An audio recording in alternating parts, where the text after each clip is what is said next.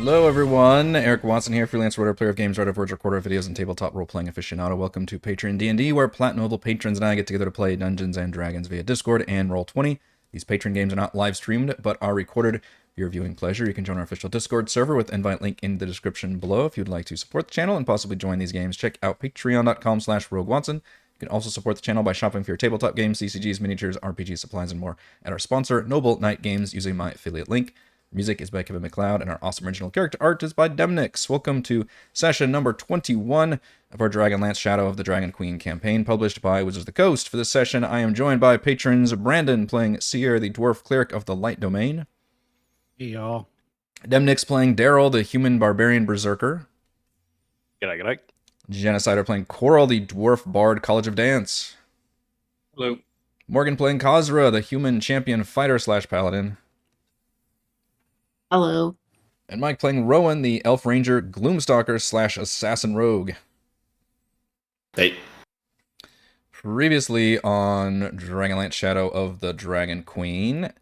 After fleeing from spectral dragons, the party explored the connected caverns, tunnels, and basements beneath the lost city, discovering submerged rubble, a destroyed shop, and a ruined wine cellar. In a central chamber, a stone golem arose from collapsed wreckage and attacked, nearly downing Kazra. While the party fought back, an elderly female voice asked what they were doing here. When they explained about trying to thwart the dragon army, the voice was interested in watching them, then shut off the golem. But the party had more trials to overcome. In a creepy, bone-filled tunnel, several skeletal dragons animated and attacked, while bony claws grasped from below. In a flooded tavern, the party was forced to cross over frigid waters made deadly by brown mold. Thankfully, Pie's climbing skills helped them reach the other side, though not without Korl trying unsuccessfully to show off his tightrope walking skills, I think is what I meant to say. In a less ruined lounge area, the party was forced to defend themselves against a nasty undead death dragon who wanted to carry out vengeance on centuries past sins. Thankfully, Cere protected the party with holy magic, while Darryl physically wrestled the dragon's head to mitigate its terrifying cataclysmic breath. After defeating the death dragon, they found a still functioning arcane library and laboratory and met the voice they had spoken to earlier. The voice belonged to Demlin, a centuries-old elven mage and one of the high mages responsible for raising the city of Anyari for the Astarian Empire, magic that used the souls of dead dragons. When the city fell, following a terrible battle with angry metallic dragons, she was the sole survivor. She now atones for her past by protecting the city's terrible magic against looters and explorers. She knows an entire army bearing the symbol of Takesis has recently arrived, but she has been unable to stop them. Demlin also recognized the broken Dragonlance Cere carried as the same that was used to slay the Gold Dragon Caravax during the Great Battle, which ended up destroying the lance and dooming Knight Sarlamir's quest. But she believes the lance can be restored at a Temple of Paladine here in the city, and the party will probably need all the help they can get to stop the dragon army.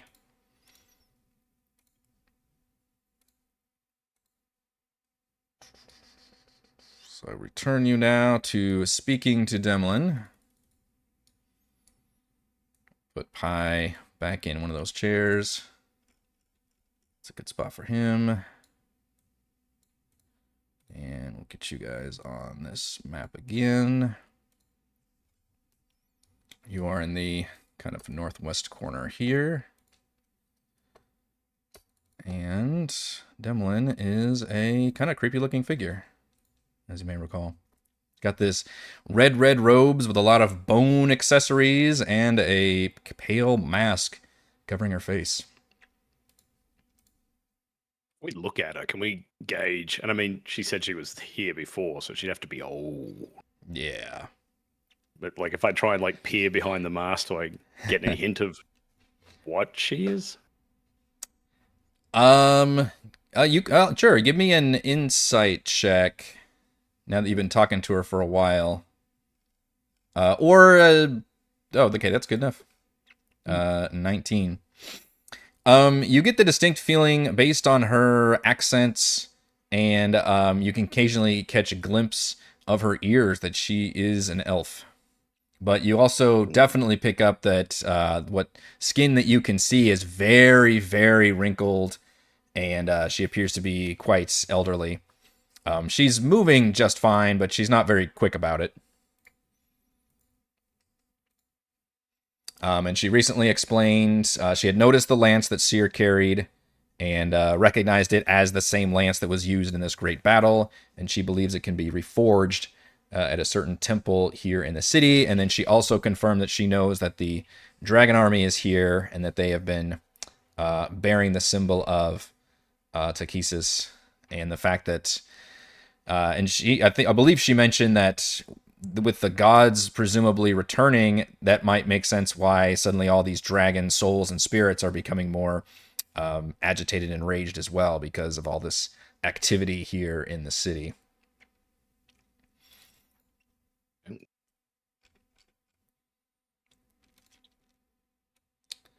Kazra wants to ask her if she knows Gentita.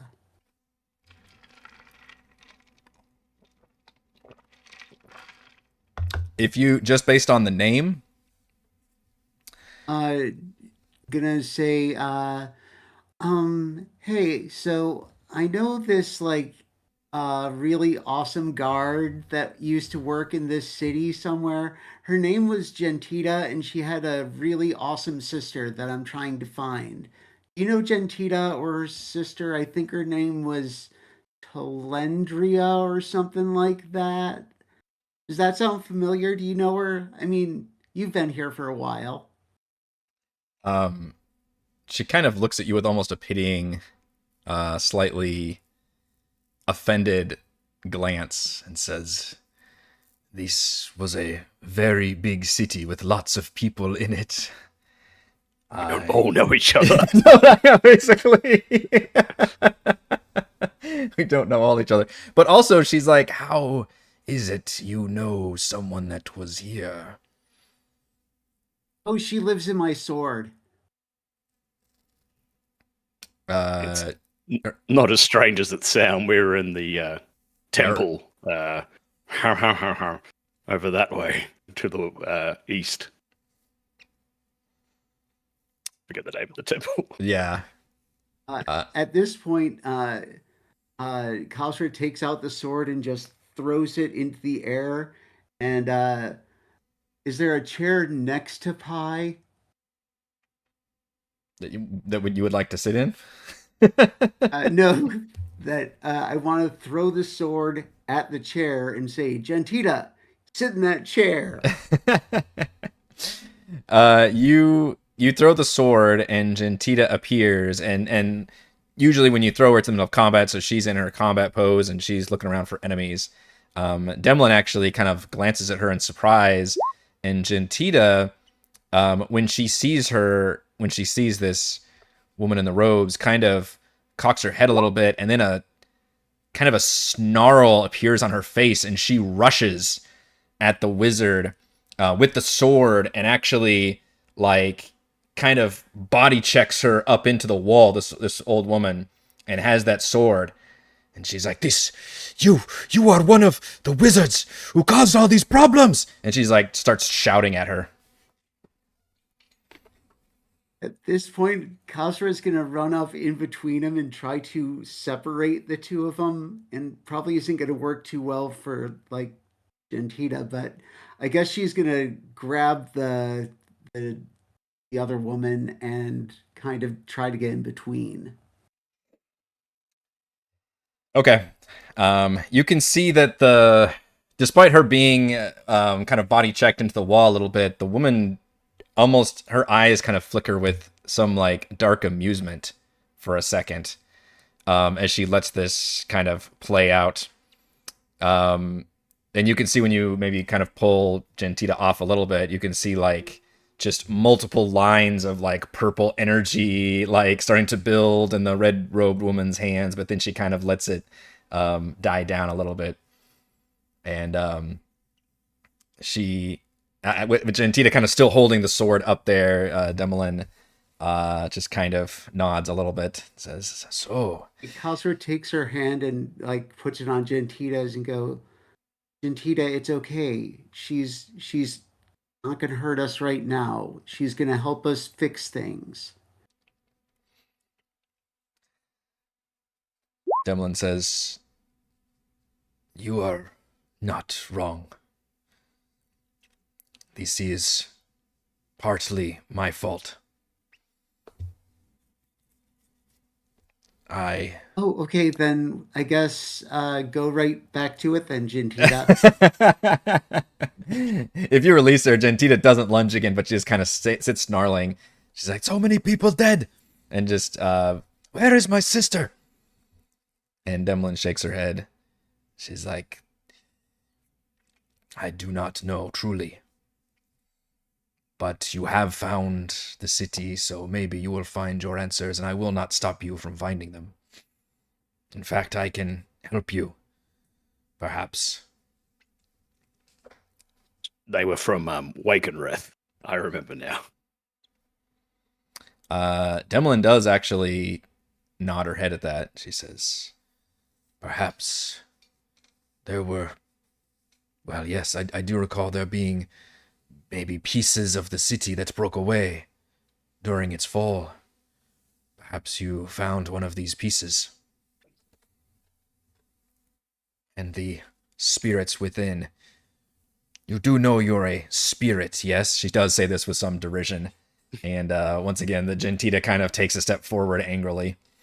And then Demolin kind of puts up her hands. She says, I wish you nothing but the best of luck in your quest, but I can help you, perhaps give you some direction on where to check out and explore in the city. Awesome. I do believe you may be the best chance we have to stopping the armies of the Dragon Queen. Because if you think what we did was wrong, it is nothing compared to what her and her forces will have planned.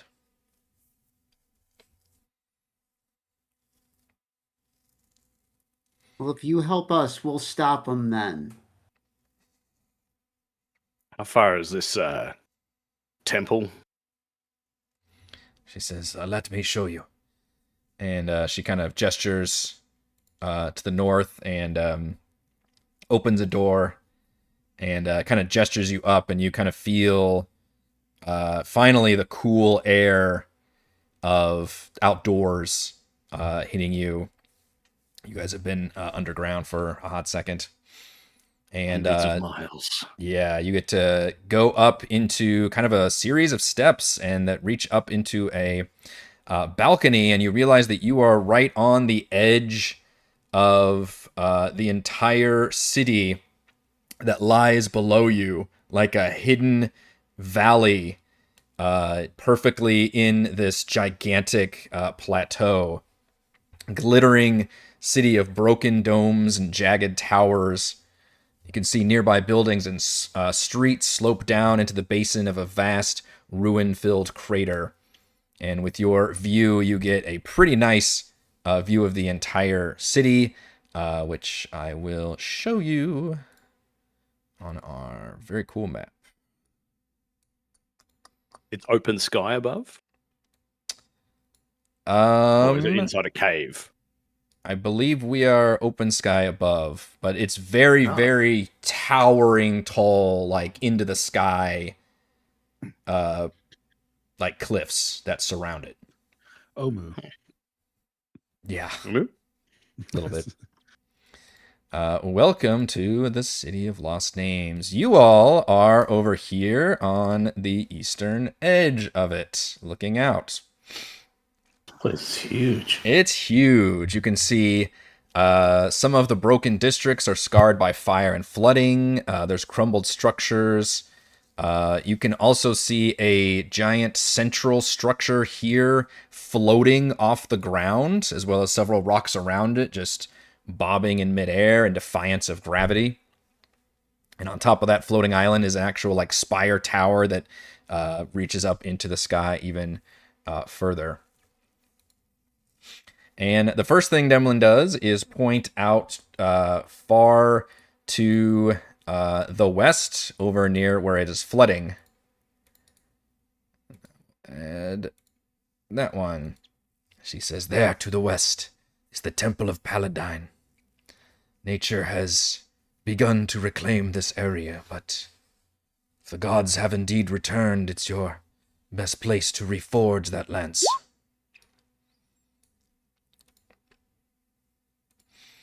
That, she indicates the obvious floating island in the very center. Island in the middle. It is called the Threshold of the Heavens. I know, a bit on the nose. But it's where the city's flying magic was controlled.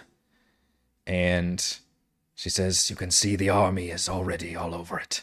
And a dozen mounted dragonels fly around this island and its soaring tower. And then she points further south and says, I would avoid this southernmost district here. It seems to be where most of the army has arrived. And there is a temple to the dark gods down there as well. It would not surprise me if they set up shop. But it may be worth checking out this particular mansion I have been watching. She indicates to your southwest. Patrols have been constantly going to and from this building, especially toward the central island. Perhaps it is a forward outpost. Imagine it could hold some crucial information.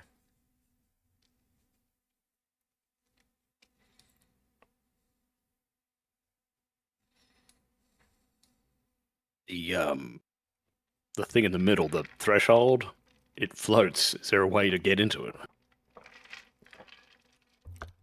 Oh, like it's floating. It is floating, yeah.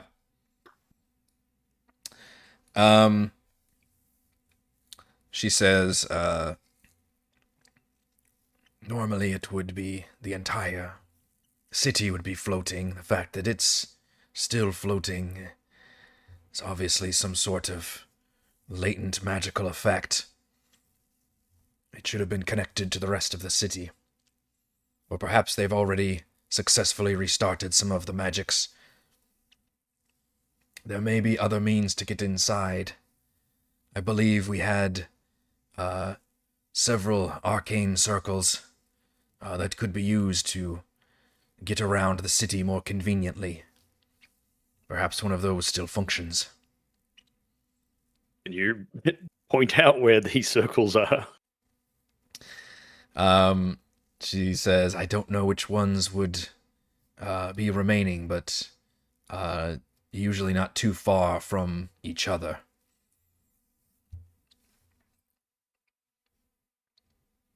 We could find a close one and get to the temple. Wait, I don't know how these things. Is that how those things work? If we find one, can we go to anywhere? You're a mage, maybe. Where you can pick your place, or do you have to like go in an order? We used a system where there were objects that one could use to access these circles without the use of a mage. Of course, we would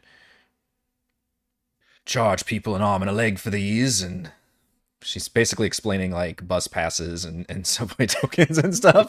It's a metro pass. Basically. Get your flu powder. That would allow you to use some of these arcane circles. We were mages. We could control everything. So, of course, we were the elites and made all the money, and we would make the poors buy the bus passes, you see. It's a terrible system, but okay. Yes. So as we look out over the city, like the first impression with the depression of it, that's from it falling, right? Like that's like the sheer weight of it collapsing. It basically cratered into the earth. Yes, that's the exact sense you're getting here. So with the chasms, were those part of the city?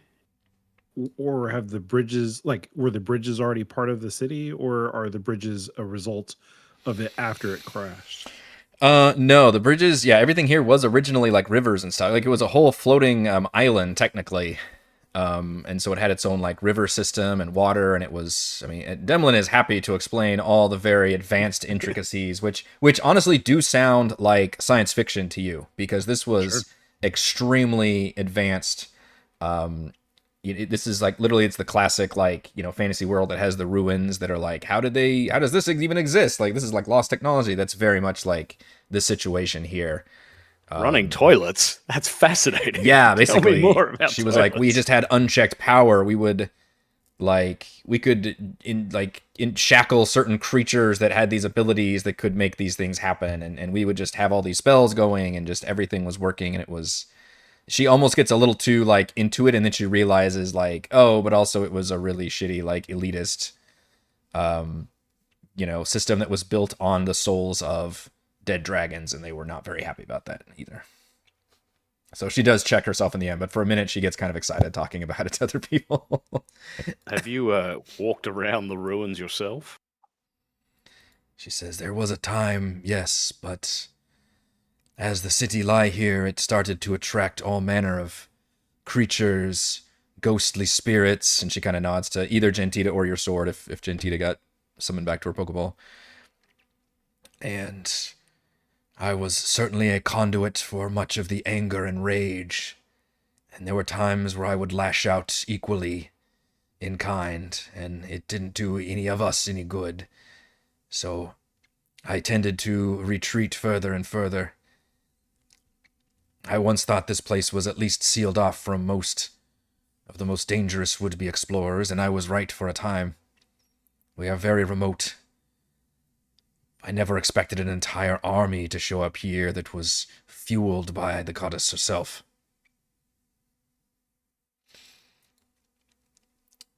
As she says that, an explosion breaks out from the south, and all your attention turns towards this large kind of temple structure. And you can see just on the roof of this temple, you can just make out an armored figure holding something aloft that glows with purple light. And a few moments later, a monstrously huge, glowing skeletal dragon scales this temple up towards this figure and unleashes this terrifying scream that echoes across the city. And it lowers its head, and the armored figure climbs aboard the undead dragon's back, and together they rise into the air and fly towards the south, out of sight. That's not good. Demlin actually gasps and says, "Cataclysmic fire. The slain dragon spirits respond to it." We should warn the others. Tell them to fall back. As you say that, the Fargab suddenly springs to life, and you hear the gnome Rukeldust talking rapidly on their side. She's like, hello, anyone there? Hello? Something huge and scary just flew over the cliffs. It's just pounding into our troops. We gotta pull back or we're done for. Listen, Darren says if anyone's still alive, we'll meet back near Heart's Hollow. Good luck out there. And then it just goes, Run. Run.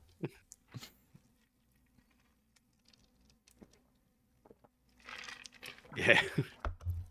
So we're on our own. When Kazra hears that Darrett's in trouble, she's going to try to run back up the way that they had come in. She just impulses just run to save him right away. I'll chase after you. It's no good, Kazra. You won't get to him in time. Pi looks up from his chair. We have to try to save him. He's got it. He's capable. Don't worry. He did that for us. We need to make it worth it, like he said. Okay. Then Rowan just sighs. Well, we got to get this over with. We got to stop them then so we can save everyone. Where do we go first?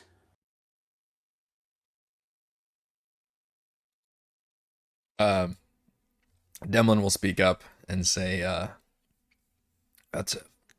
first, that is a fascinating device you have. I have never seen such a invention capable of speech like that. You have more of you then?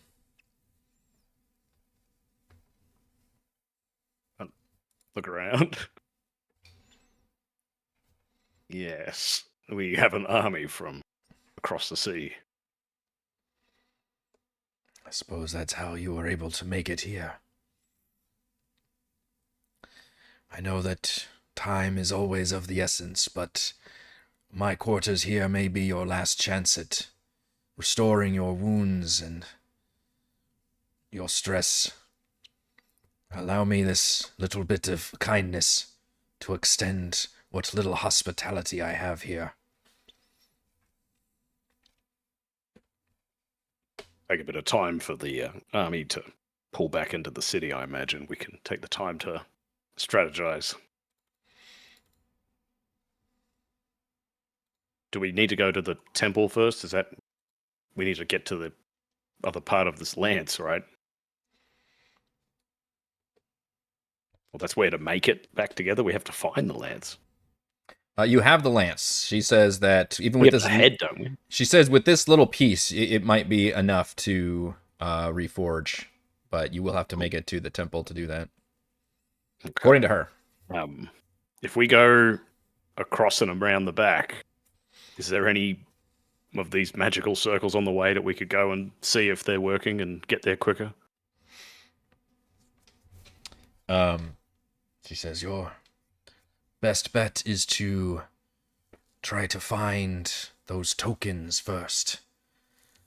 It's always about tokens. I would imagine the army might have located them already, perhaps. And they should help lead you to the correct circle. Oh, maybe we try the mansion. So then a rest and then the mansion.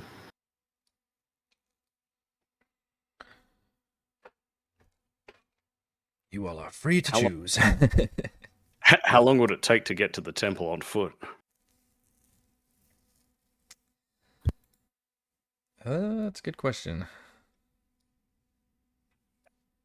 It's not that far. In fact, the whole city is weirdly like tiny, kind of. Like a few square miles.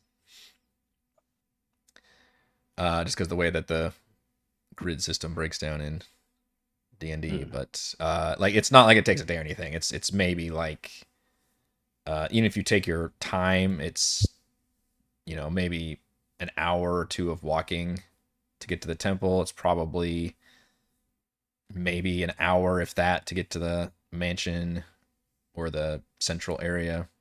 Like it's a pretty small place.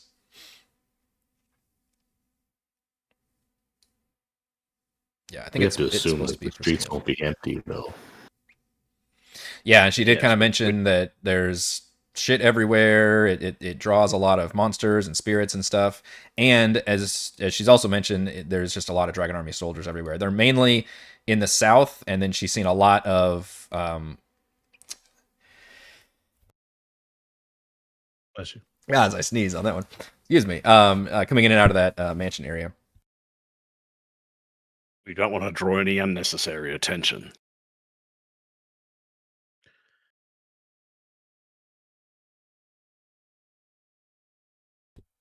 Well, what if we could get some of their uniforms at the mansion? We've got a couple already, and Rowan's pretty good at hiding himself. Yes. Again, we run into the problem of I don't believe the Dragon Army recruits dwarves. Yes. What if we put them on top of each other and then put the uniform on? No, it's silly. Rowan looks at the mage, and in Elven, he just like face palms. He's like, oh, "Fuck, I'm gonna die." Gesundheit. You all are, assuming you all agree to it, you can all receive a long rest here while discussing how you want to proceed. Long rest? If she's mentioned spirits, I would assume we'll need Cere at her finest. If the DM suggests a long rest. She's struggling with the concepts of Dimlin was one of the people that had benefited and profited off the abuse of the dragons. And the dragons, while bad, it's kind of like self-defense at this point, is the way I guess she's starting to interpret the situation. Like, what if somebody Well, came in and started using dwarves for hard labor? and plus, what you understand in ancient history at this point in the Dragonlance world is dragons really did come in like good and evil flavorings. It was, well, I guess someone did Forgotten Realms, really, the chromatic dragons, the metallic dragons. And she specifically mentioned it was like the spirits of metallic dragons, too, that they were Which are the good using. ones? Which are the good ones, yeah. And they were the ones that even like had like ended up fighting and fighting back against the city and everything, because it was like their spirits being like being used for all this. Okay. Well, I don't think I can speak Draconic or anything. Um, was it Rowan that can? Yeah. I was going to say the downside is like maybe we can talk to some of the good ones or whatever, but it really sounds like a Magneto situation, right? Like it's like where the bad guy gets worse because the good guys were too good. And didn't do enough at the time. It's really interesting. Yeah. Kind of got three sides. You got the bad guys, and then you got like the not bad guys, and then people are like, actually, I want to be as good as the bad, as powerful as the bad guys. I'm going to sap the good guys' power. It's like that. Yeah. And now they're gone, they're dead, but these guys are like, we're going to take it back. And also, it would be common history for you all that the Istarian Empire was definitely like a cautionary tale that is taught for you all, to where it was like this civilization rose so powerfully and with such hubris that they defied even the gods, the dragons, like everything, and then they were so violently struck down, like at their most powerful, basically. And it's definitely seen as like this big cautionary tale about like defying the gods and everything. But she's trying to reconcile her abilities have been coming from a god who's Yeah. obviously interested in helping prevent this thing, but she's just conflicted. She's not talking much. She's kind of spaced out a lot. So even when you say, you'll want Cere at the most powerful, she's just not really not mentally there. The conversation, yeah. Yeah, you're at like the 2/3 point through your hero's journey. It's the middle of well, it's just a matter of you, but morning. It's early morning like now, isn't it? Like, because we left in the morning. Sorry, my delay's bad. No, mine too. I don't know if I'm talking over somebody or not. Go ahead. It was the morning, sort of when we came in here. So after a couple of hours, it'd be like sort of mid-morning, midday. So if we took a long rest, then it'd be nighttime, and we could scurry around. Could indeed. Rowan's actually very curious too, though. If she, assuming she's a mage, like she's ancient and elven and wears red robes, but assuming she's a mage and she knows there's a Temple of Paladin and she knows there's an evil temple to the south. Let's assume it's Takesis or one of the other evil gods or all of them. How does she know the gods have returned? Like what made her realize that it's going down, right? Like I don't know how to ask that. Like other than how does she know? Like I know obviously if she's a mage, she feels the gods of the moons, but how does she know what's going on? Like how does she feel it? She explains that she first felt it from the dragon spirits suddenly becoming very agitated and very much more unalived than it used to just be kind of whispers and feelings, but now it's like literal manifestations and spirits and ghosts appearing, and she thinks that's not a coincidence. And then she mainly saw it with this whole army showing up with Takesis at its forefront, and then she saw you all approaching and could witness. And she mentioned the fact that she's been spying on you the whole time that you entered this area and has witnessed using your divine gifts. And she basically says she never believed the gods had fully abandoned us. She believes that they were punished. The gods punished them like a spouse doing the like silent treatment or something, basically, or somebody's like huffing and leaving the room. She's like, that's basically how she feels it, and she's like, I always knew they would come back at some point. And her fear was that somebody like Takesis would be like the first one to come back and really be able to get on top of things. And unfortunately, that appears to be exactly what has happened. Yeah, because if she's ancient, then she was probably around when the cataclysm happened. So I mean, she's seen some shit. Yeah. Okay. Yeah. Well, she suggested that we do the mansion. I kind of want to lean towards that because hopefully she wouldn't lead us in the wrong direction. She's trying to atone for her shit. Mm-hmm. I don't know. Well, not the one you came from. I'm just. She said it's closer to them. Yeah, right. That's strategic, not very sound. It's going towards the danger. We should be trying to keep a low profile in here. This is a absolute hornet's nest. She looks down at herself in her splint mail now, and she's just like, "Should I change my armor?" No, because I don't think it'll be a safe path regardless. I'm not against it. I just, Rowan, if we don't fix the thing you told me to keep secret. Oh no, he was here. We showed her. Everyone here knows. Well, I'm just she's still trying to dissociate from it. Kazra's got it right now. Yeah.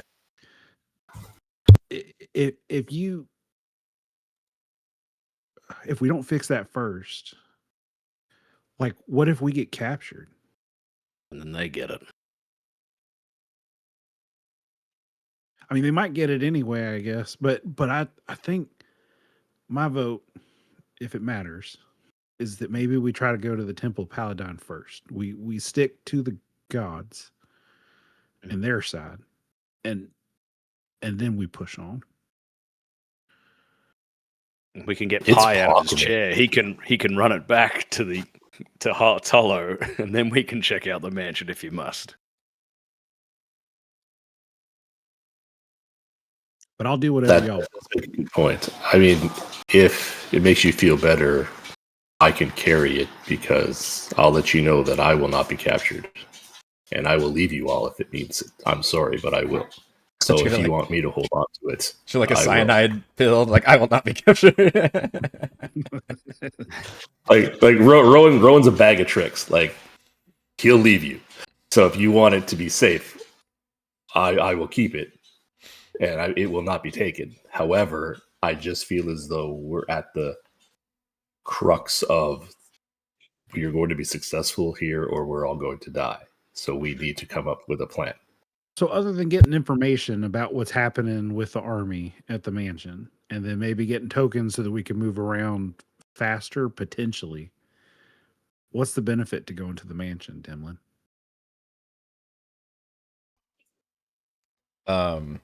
Obvious chairs are in the mansion. That's where they manufacture those comfy chairs. She says, it has been a buzz of activity for the soldiers, patrols around it coming and going, and if it's indeed some sort of outpost for them, that means that there is someone in charge there, and if there's someone in charge there, it means they might have a critical information, wealth of knowledge, something you can use. That would be my assumptions. It is a little close to their fortified southern district, but not close that I would send you to your deaths. But I would be aware of patrols and whatnot. I still think that Cere is right. I think we go to the temple, get this sorted, get it safe, then we can go to the mansion. It's probably where those priests are. Belethian and Lozet. Ooh, very nice.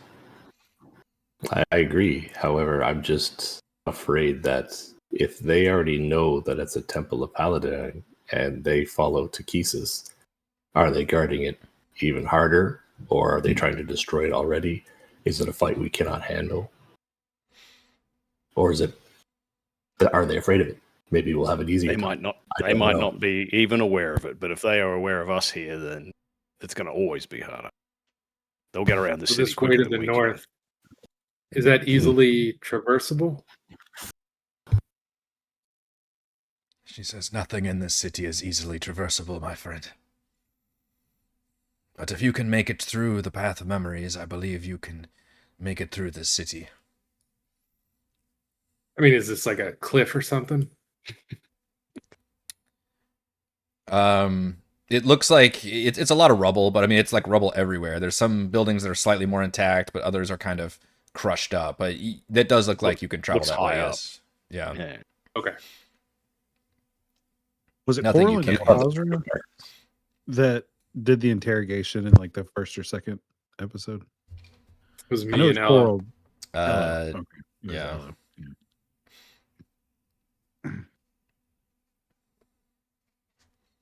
It looks like if we need to go to either the temple or the mansion, we're going to have to cross by, let's see, right around here anyway. So I guess we could start making our way towards that and then decide on the fly where to go. I think we were talking about going Let's kind go of north, round. skirting as around. far away from the buzzing. Even though we're gonna have to go around when we these get down- dragons.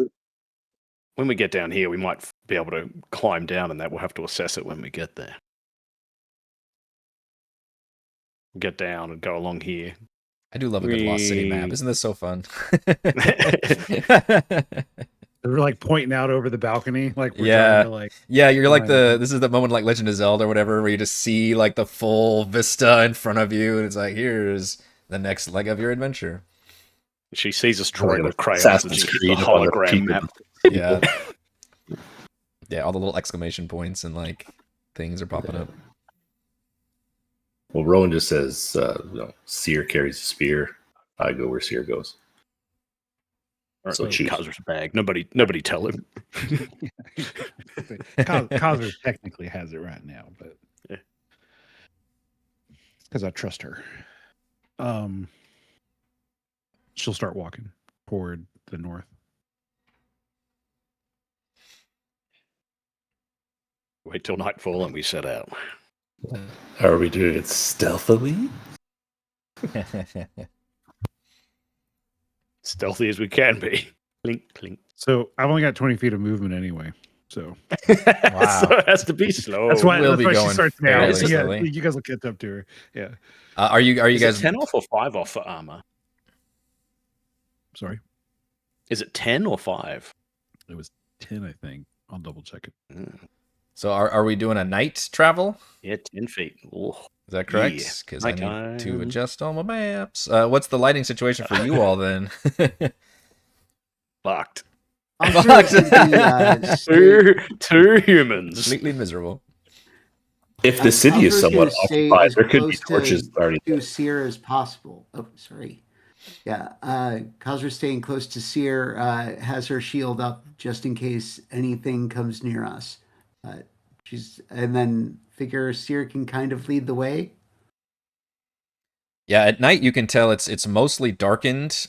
You can see that there are lights in the distance, very much to the south. You see a lot of lights to the south. You do see lights around the mansion area, and at least one of the bridges is kind of lit up in the distance.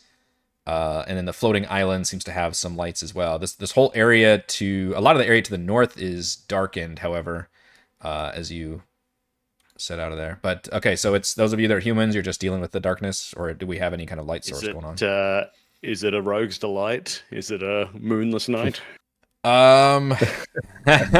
Rogue's Delight. There may be a little bit, I guess, for that. Well, Rowan just looks at Darryl and Kazra. He'll cast Dark Vision on Kazra, and just look at them both and say, "Hold hands," and then he'll just walk. Dark Vision on Kazra. Okay. We were already doing. No. Is it 120 for the spell? It's like 150, I think. Good. I thought I put it in there. Eternal for Kazra. Okay. Okay. You all set off towards a. You wanted to go kind of north, as far away from presumably the Dragon Army southern area, and then eventually cut around west to get to the Temple of Paladine. Is that correct? Yeah. Look at you with the little map. Okay. And nobody thinks to say anything to Demlin, but she doesn't say anything back. She just kind of she does a single. I thought she was there with our planning sort of situation. Well, she was, yeah, but you're not saying goodbye to her. But she just raises a single hand up. Cere actually tries to avoid including her. Cere doesn't trust her. Yeah, that's fair. Completely. Korl hates wizards. Well, somebody with her past, I mean, yeah, that's. Just say it, guys. You hate elves, okay? I get it. Nope. I've said it to before. I don't judge all elves. Only you. Yeah, and it is pretty eerie as you go through what really looks like just this dead ancient city. It is just the skeletal remains of like the bones of the city, with mostly built of stone in various states of destruction. Most of it just completely demolished and obliterated. As you all make your way out of this first district. And it's pretty creepy at night. And as you pass by the remains of one large ruined building, you hear a voice that sounds like a small child distantly calling for help. You each hear it about at the same volume. There's not going to be any real children here. We got to keep moving. The spirits You know of that this Dimlin's place. still here. She's not a spirit. She's not a spirit. Can I try Anything to that would have been here as a child would have been here thousands of years ago. They'd be an adult. roll perception and try to see if I can locate it? I figure I can't. You can't, but you realize after a second that the voice is actually in your mind. Ooh, that's less fun.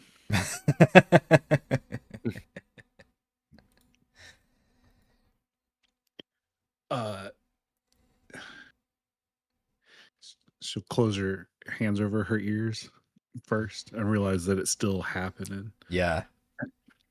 If you all take a moment and not respond to it, the voice repeats and sounds more urgent. It's like, please hurry. There's so many of them.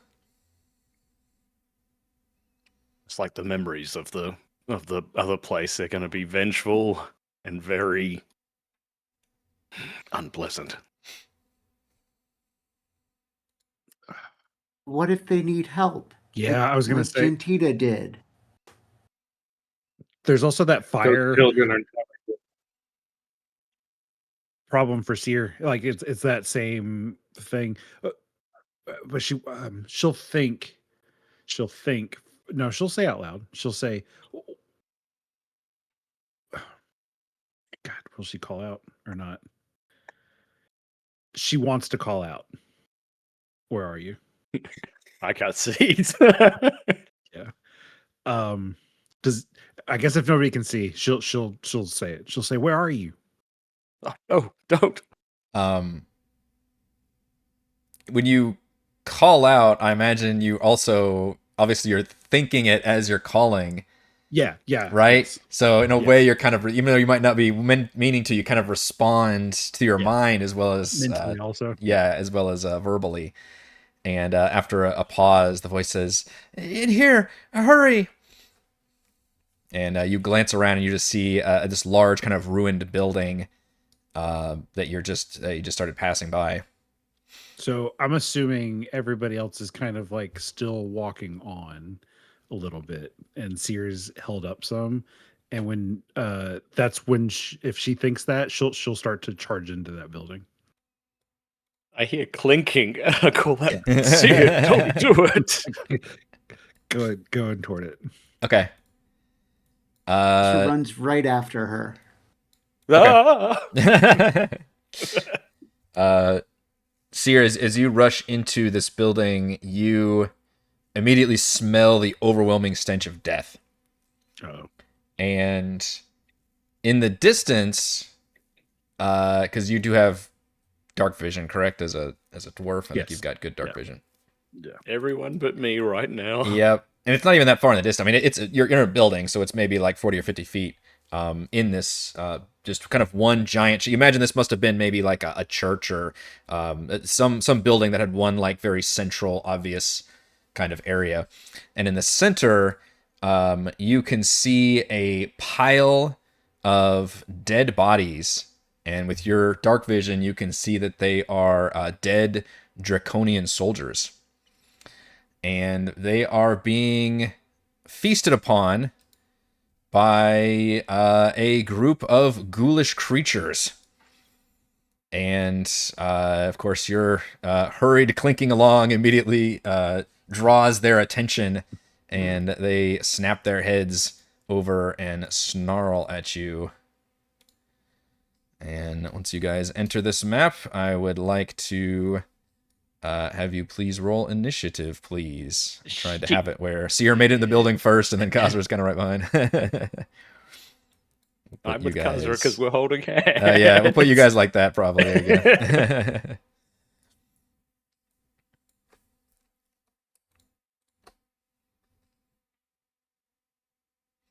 Because I have an advantage and I'm still last. Yeah, you guys had some good rolls. Look at that, man. Why are mine so terrible? That's not cool. It's crazy that 3 of us have advantage.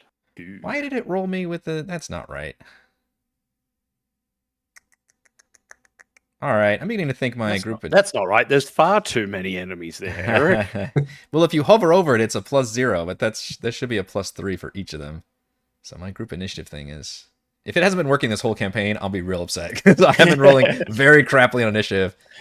I don't think it's going going to go first again. Man, don't know what that's about. I know. The whole time it hasn't been working. I'm going to give all of them a +3, because that's what it should be. I'm going to take the roll, but... Literally doesn't matter. Does it really not matter? Man. Oh, one of them goes in front of Cere. I did roll pretty bad. Oh, one of them goes in front of me as well. Let's see. So you're in 18. Really? And you're at 20. Oh, yeah. I see him up If there. I give each one a +3, like they I should was have. scrolling up to see if you did your tandem footwork with like a +8 or something. It doesn't matter, Eric. Then it definitely wouldn't matter. Yeah, I did actually roll pretty garbage on initiative for the most part. Okay, so thankfully a lot of you are able to snap into attention and tell that there's a lot of monsters here as I start the battle music. Kazra, with your magical dark vision, you are able to see these bodies and these creatures. Feel free to let go of my hand. Kazra takes a couple steps forward. Let's see. Go up to here, I think. And she is going to chuck, let's see. I'm going to throw a trident at number 5. Let's see. They like elven ghouls? Does that hit? 20 definitely does, yeah. These do look like far stronger, bigger ghouls than you're used to, but I guess you probably haven't fought too many ghouls actually in this campaign. Yeah. Okay. Weird that so the this draconian is- didn't explode or whatever. Yeah.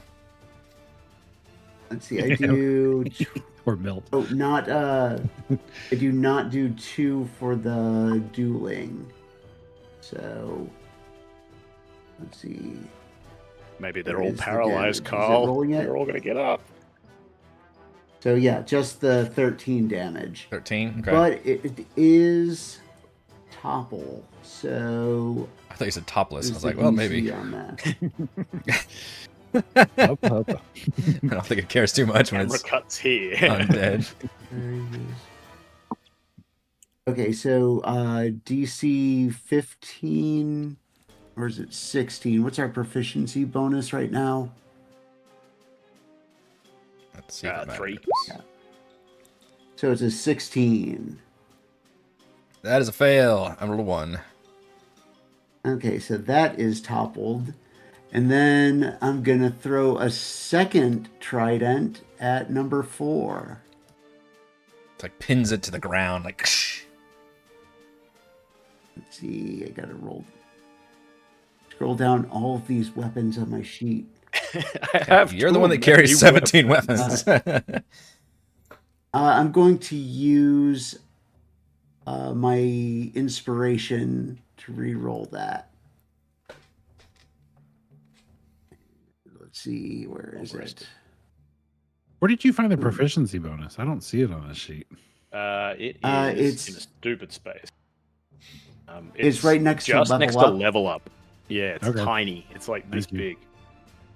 Yeah, the 14 or I see the it. 12 doesn't hit, I'm assuming, right? The 14 does hit, yeah.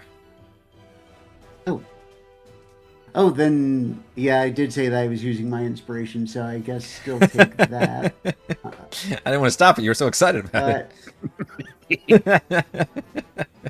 Okay, so that is 12, but I'm going to re-roll the damage on that. 12. So, yeah.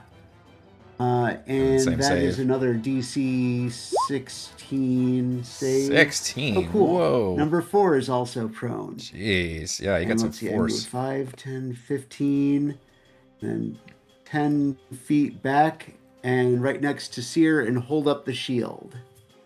And yeah, that's the end of my turn. Korl.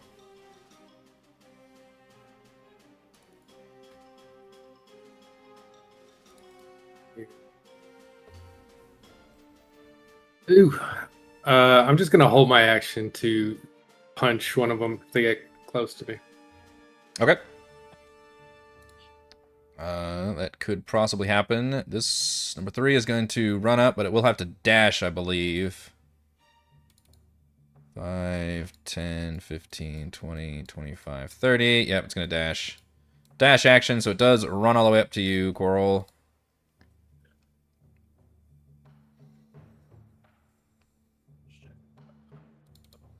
How do I do this? 15 does hit for a reaction. Strike.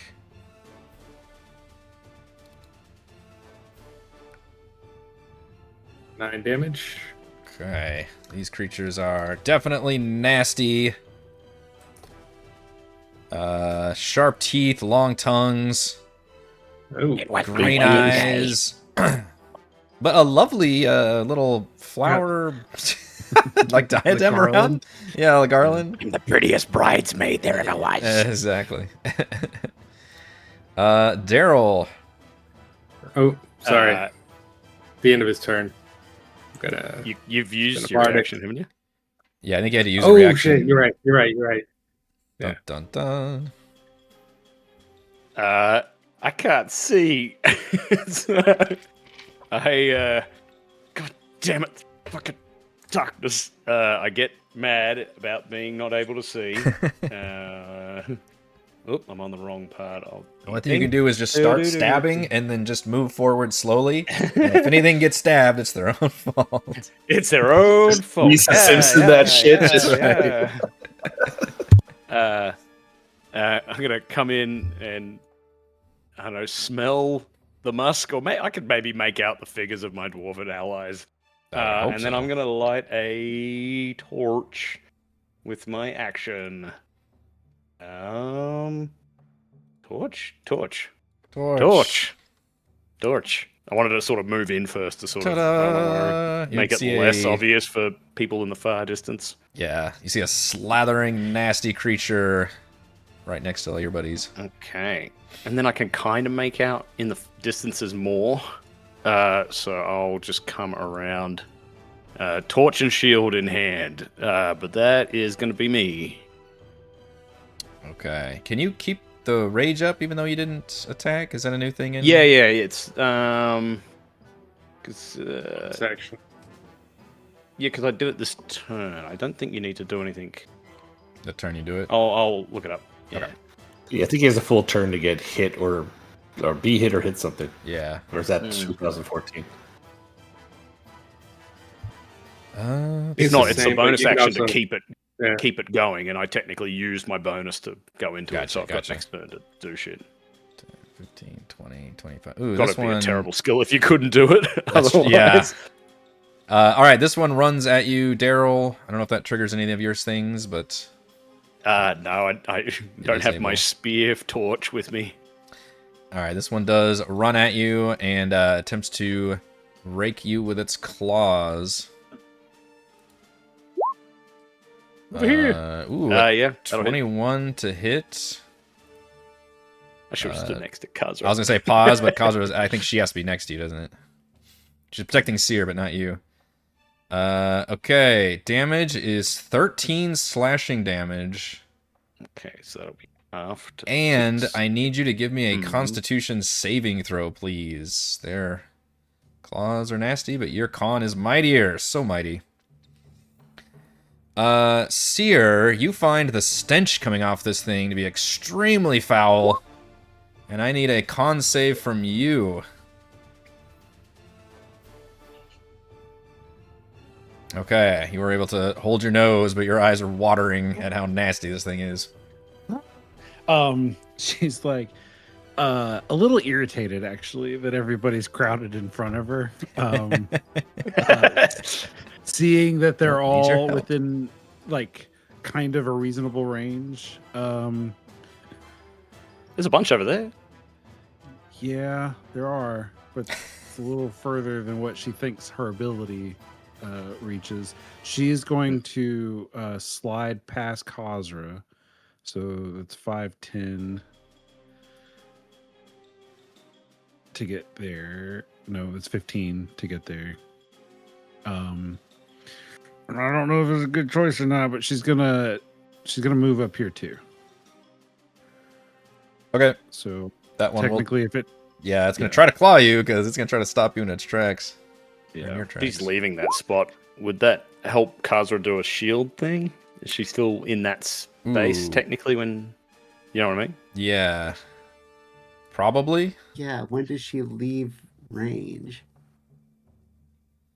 I mean, Yeah, this is use her her range to section if I attack, do. so like that would be when she would hit. Yeah, technically. I would allow if your thing just says you have to be next to them, then I would allow it if that's the space you were leaving. Yeah, it's within 5 feet. I'll hit it just in case. Protection. There it is. Attacks a target other than using 5 feet if you take a reaction. Yep, we're all just using all of our reactions. Okay, so I can impose disadvantage. All right, so second with disadvantage is a 13. That's better. So you do pull up your shield to allow Cere to kind of slip past. She says thank you.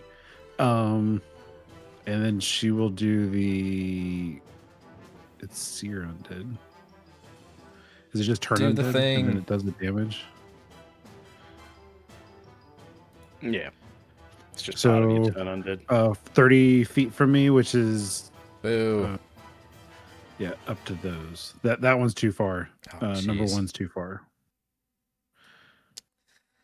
That is impressive. Yeah, 30-foot emanation. Wait, how's that math work? If you do the corners, it looks massive. Oh, okay. So it's supposed to be shorter than that? It's supposed to be out to here? Well, Circles and squares in this game. It's weird. Yeah.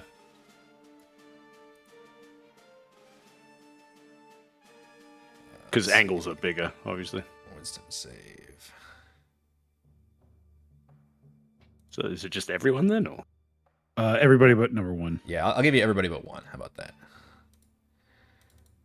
So let's Meet you halfway. Meet you halfway. DC 15 wisdom save. Wisdom save. All right, so that is 1, 2, 3, 4, 5, 6. Wow.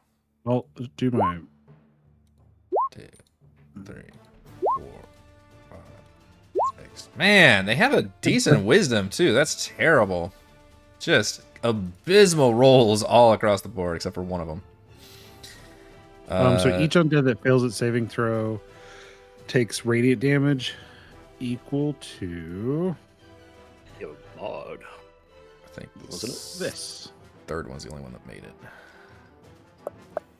it. Takes 14 radiant. 14 radiant. Is this the one that nothing happens if they make the save? That's what it seemed Yeah. to say. Okay. 14. That is such a good ability. 15. Okay, and then they're all Running. feared, basically. Frightened condition yeah. tries to move away. Okay. Yep. So everybody but number 5 is what I wrote down that got zapped successfully. And I'd like to flavor it on this one instead of it being like a bright flash or anything. It's just like this like burning like thing from each one of them. It's on dark mode. Yeah. That's good. Nice. Okay, yeah, the radiant flash goes off, which is really blinding at night. You can see all the ghoulish creatures like definitely put their hands up, and some of them like whimper. Well, a lot of them are whimpering now because they're literally frightened. And they all appear to be quite wounded and damaged. Rowan. So Rowan can't see anything that's going on in there, so he's going to move right here. Oh, wow. Yeah.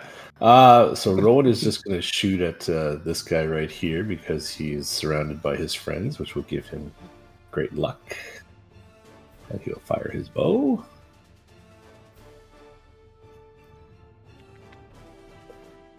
A team will hit. So sorry, Hunter's mark on? Or I forgot. To, I got to put Hunter's mark on it, and then I'm going to shoot. I apologize, but you can take the Hunter's mark off since I didn't do that. And then that would destroy it. Perfect. Right in the That's head. what we like. Let me just turn all this stuff off now. And for his second attack, he will use his bonus action and put Hunter's mark right there. Or do I have to do my second attack first? Because it's attack action and I get a second attack. Okay. So Hunter's mark here, and then he'll fire again. And we'll just take advantage off. That's over. And 3 will also hit. for 10. I got a +9. You put your hunter's mark on? Oh shit! Sorry. It's been a long week. Playing Ranger. Wow. That's why you're supposed to play Ranger. Yeah, there you go. 1. There you go. 11 damage. All right. Nice. 1 for Hunter's mark. And then once they're attacked, they're no We're good. longer affected by the fear thing, right? Yeah. Correct. Okay. And That's right. They've had their Rowan turn. will look Huzzah. around, and he'll look at Cere and he'll say, "Well rested." Mm-hmm. If it tries to move as far away from you as it can on its turns, has the frightened and incapacitated condition, so it can't They can't actually dash. They can't dash, but they can amble in the other direction. That was fucked in the old rules because they would go so far. Yeah. Aggro the whole dungeon. Okay, number 5 is the one that's not frightened, so it will, but it stands up with half its movement, right? And 5. Didn't it? It doesn't get knocked prone. I think toppled. when- Oh, it was sorry. It was toppled from earlier, yeah. Sorry. So it had to get up and then go 5, 10, 15, but it can still make it to Cere. And it will try to claw at you, because these creatures... 19 misses. Yeah, definitely is going to miss. Alright, the other guys are afraid, so 5, 10, 15, that one just kind of fucks off. This one has to stand up and then fuck off. 5, 10, 15. And that one also runs away. 10, 15, 20. It'll run this direction to make things interesting. Okay, Kazra's turn. You are no longer next to a creature, so... Okay, so Kazra is going to move up. Let's see, 5. And she's going to pull out the Warhammer. Take a swing at number 7. Let's see. Oh, cool. yeah. There's the crit. Bow, bow, bow, bow, bow. Awesome. Oh, I have to put dueling back on, first of all. This is gonna be a huge overkill, but I love it. I'm not going to do the divine smite this time. Knowing you said that. Oh my goodness. 21. Yep, you obliterate that creature, atomize it into just dust motes of blood and gore. Can I still push it back 10 feet? Sure. There's probably some It limbs that can flies 10 explode. feet. It flies in multiple directions in 10 feet. And then takes another step up and swings it at that's number 5. There you Yay. go. Yes. Let's see. Number 5. 22. Yep. For 8. And actually, I'm going to re-roll that with Savage Attacker. So 12. Okay. And push him back 10 feet. And then take one more step forward and put up, throw Gentita's longsword out at number 5 again. 26. Yeah. So Finally. this is not with the dueling though. So that is only 7. Okay. That creature is like pretty fucked up from that assault. And because longsword, does Gentita? I might have asked this. Do I get to use the weapon mastery with? No. Okay. Never I think mind we that. determined not if she's the one that's doing her thing. Yeah. It's a feature that you have to have, but yeah. Got it. Then Kazra just holds up her shield and gets ready to protect again. And that's the end of my turn. She attack and she protect. Korl.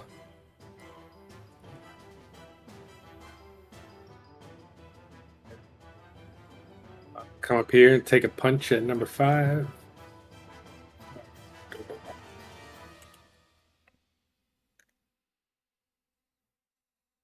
That's not the one. That's not an attack. What is that? It looks like an attack. Oh, a 9. That is a rare miss. You rolled a 2. I will yell to Rowan, "Hey man, nice shot." Give him a bardic. Nice.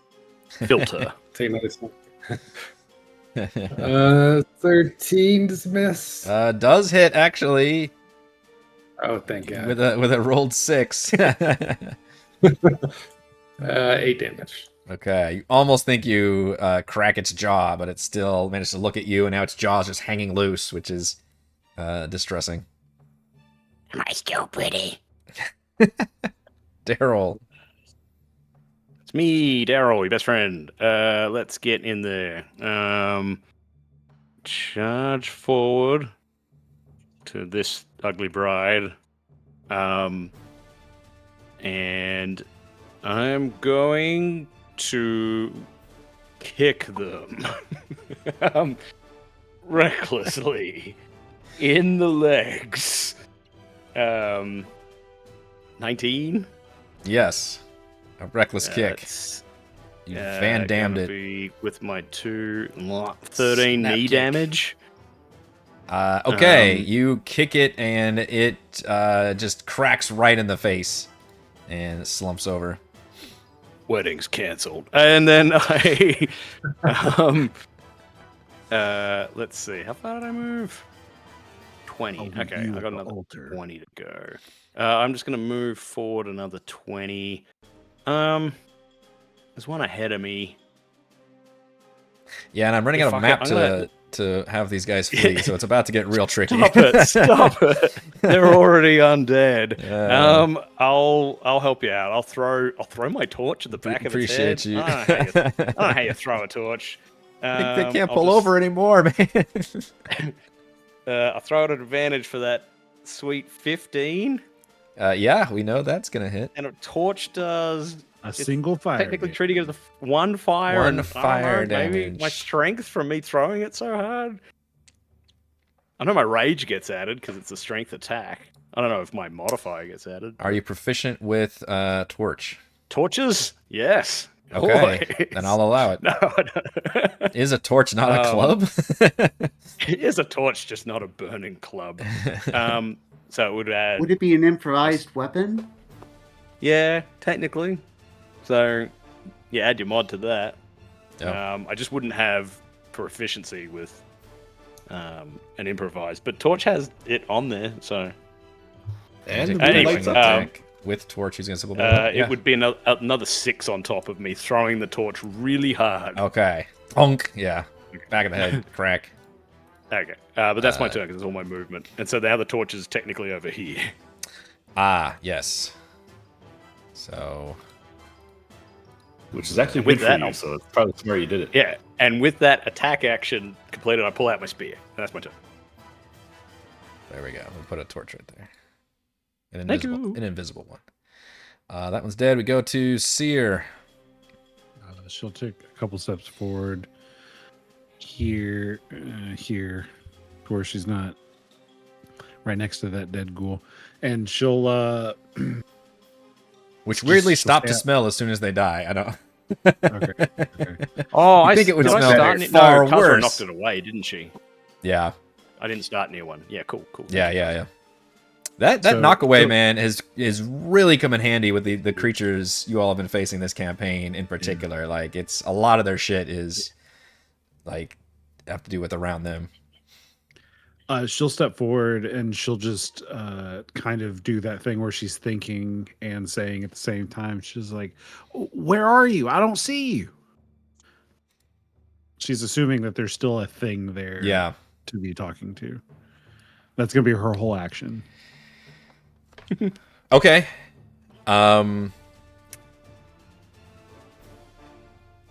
You do get a response, and that response is, I'm here. You almost got him. Good job. That's what you hear. Okay. Rowan. Do we all hear that or just Cere?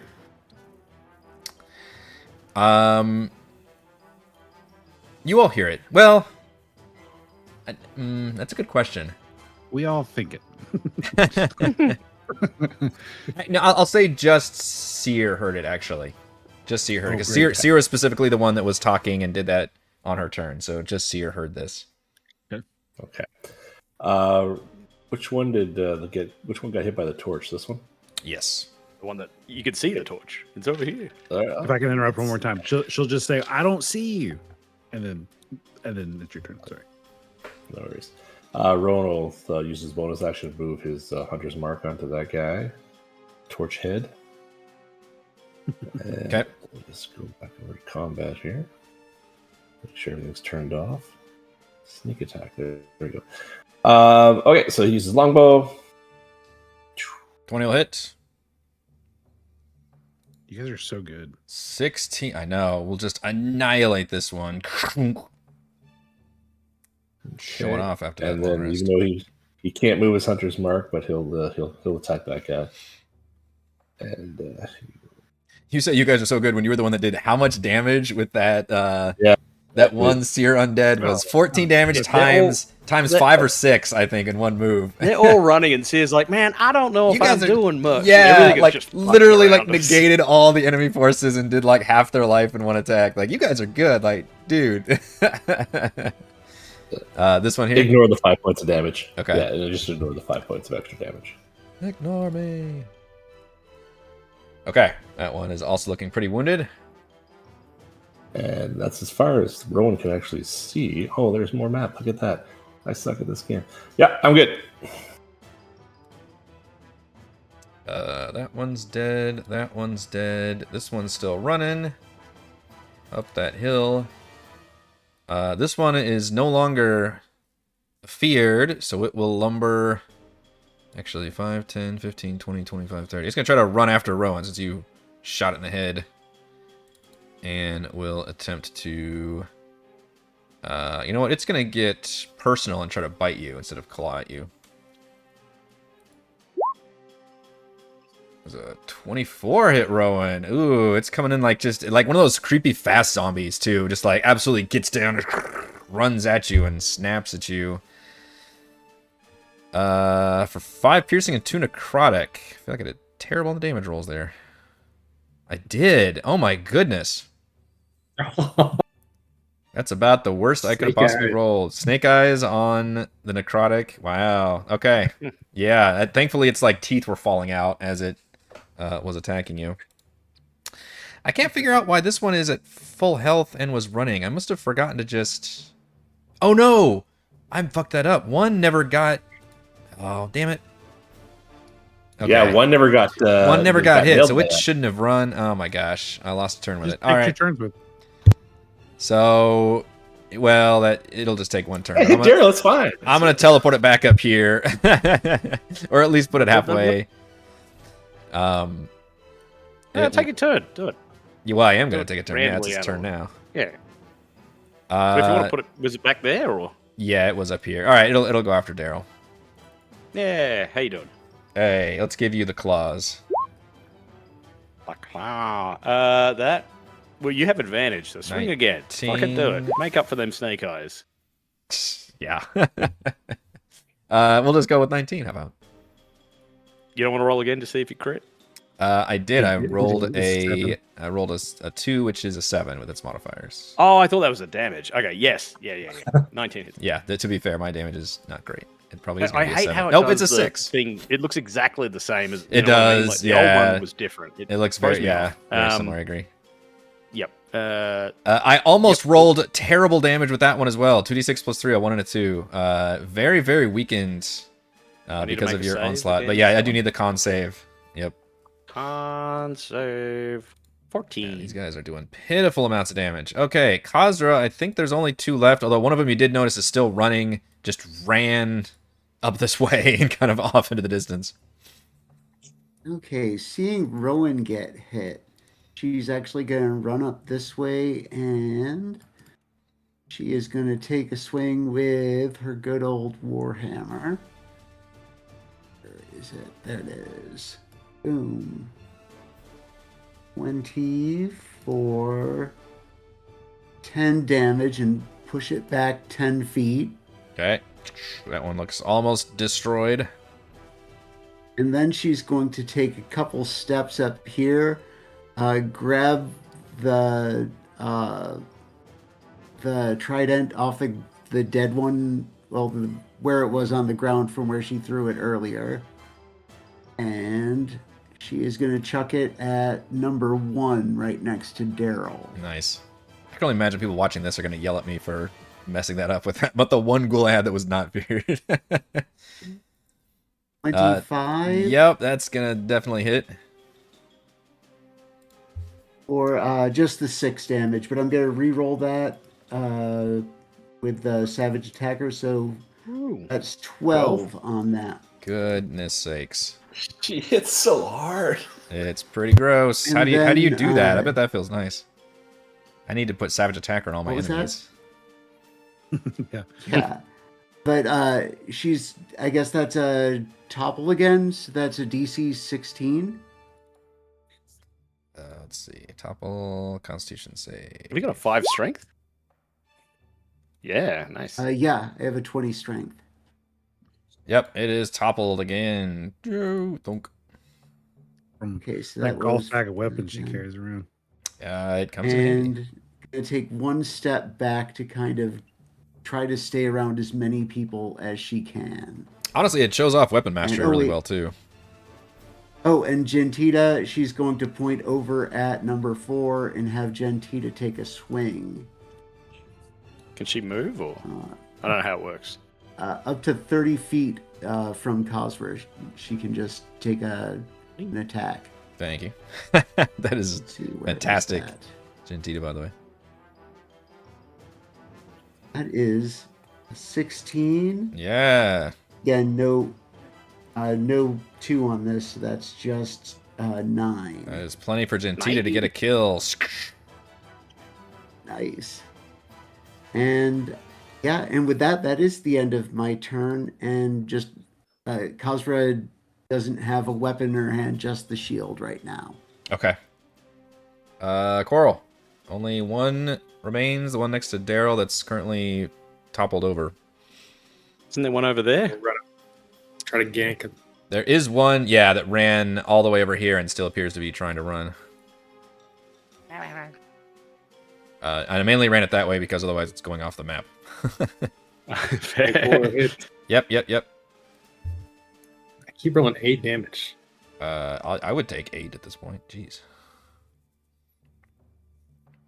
DM's not salty at all about damage. That's gonna be it for me then. Okay, Darryl. Fortunately, it is prone, It stinks. so it stinks. It does. Stinks so bad. Roll. But... I got a 9. Ooh. What happens on a 9? You have the poisoned condition. Oh no, that gives disadvantage. It does indeed. Good thing I've got advantage from it being prone. And the fact Yes, that that's I very just want to true. go reckless anyway. You had to roll a 2 to fail it. This is technically reckless. Ooh, how about a 10? Ooh, but you're not liking the smell at all, yeah.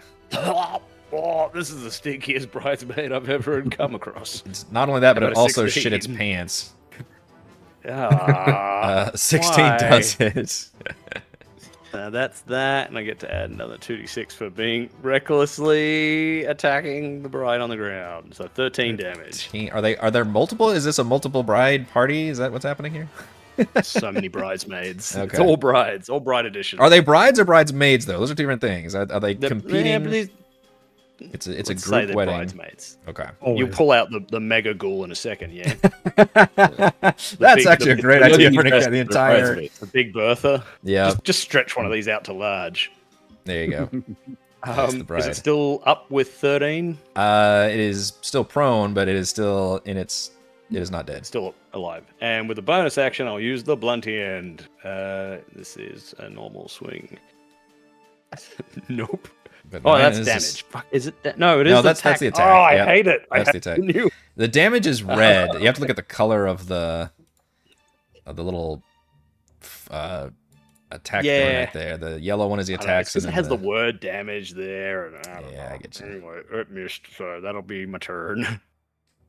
Okay, Cere. Reorcs, help me find this soul. And her eyes will like flicker over this like pale yellow as she casts see invisibility. Part of her light domain. She's not used that before. How far does Oh, that spell. extend? I don't know. It says That's a good question. for the duration you can see I creatures said and I see objects invisibility. as if they were visible, and you can see into the ethereal plane. Creatures and objects there appear ghostly. Probably her sight then. As far as you can see. As far as you can Yeah, see, so let's yeah. Which on my character sheet it says dark vision 0, but I don't think that's right. That's Okay. Have like 120 or something crazy. I like that you're using multiple actions to figure this out. When you cast that, you suddenly see what looks like a young child invisibly standing very calmly right next to this pile of bodies. And just kind of watching all of you with great interest. Aww. So this thing says dwarf dark vision is 120 feet, for the record. I'm gonna update my character sheet. Okay. Your And token she- says 120. I don't know why your character sheet's messed up. She's gonna walk over toward it, and she's gonna say, "Oh, sweetie, where does she look like she's all there?" It looks like a boy, humanoid boy, child, I guess. It says that, they appear ghostly if they're in the ethereal plane. I'm not sure. She's never done this before, so she Right. doesn't know what she's looking at. You definitely see that they appeared when you cast that spell, Okay. is what you can tell. And if you walk towards them, their eyes are, flickering to everybody, but they appear kind of not startled, but like kind of looking at you with greater interest as you seem to realize that they're there. Yeah. She'll walk up toward him and kind of kneel down, and she goes, "Sweetie, what are you doing here?" The response you get is the child cocks his head to the side and says, Can you see me? Wow, you are strong. That'll be my turn. Yep. Rowan. Rowan better not see that kid. So Rowan is No, so move I put it on the map for your context, Yeah. but only Cere. Right now, you see Cere get you. walk up here, kneel down, and begin to speak to nothing. Yeah. Okay. But maybe Cere's So, eyes are glowing a little bit. I don't know what that looks like. Yeah. Always keeping an eye on Cere. He just, it's like Maybe what's having going an on, but experience. focus Yeah. on the attack. Yeah. Hunter's Mark to here, bonus action. And then let me just turn it on. Oh, it's on. And we'll do that. And we will shoot the longbow. 25. I think you technically have disadvantage if you're attacking this one because it's prone. Oh, is it down? Okay, yeah. Here, I'll Yeah. do it again. No worries. We can take Forgot that. that it was That prone. damage is ridiculous. What is this damage? What the fuck? Sneak you've attack got- and Hunter's If Mark. you've got disadvantage, you can't sneak attack. Dear Oh, that's right. You're right. So ignore the 9. Okay. Well, That's right, I do 17 have- is enough yeah, to it's down. explode it on the ground regardless. Yeah. And I think I'm gonna actually pull a DM. I don't know, executive decision. The other one continues to run, but since especially because Cere has already Over an edge. been talking to this creature. Yeah, and it lasts for a minute. So that creature just like lops off for a while. All right, so Cere, you can as you say all this, and the last one falls. The boy seems to turn to you, and as he said, like, "Wow, you guys, you all are strong." Is it only in my head, or does it go back to everybody's head?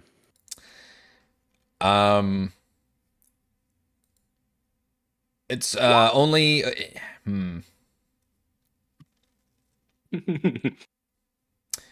That one was in your head.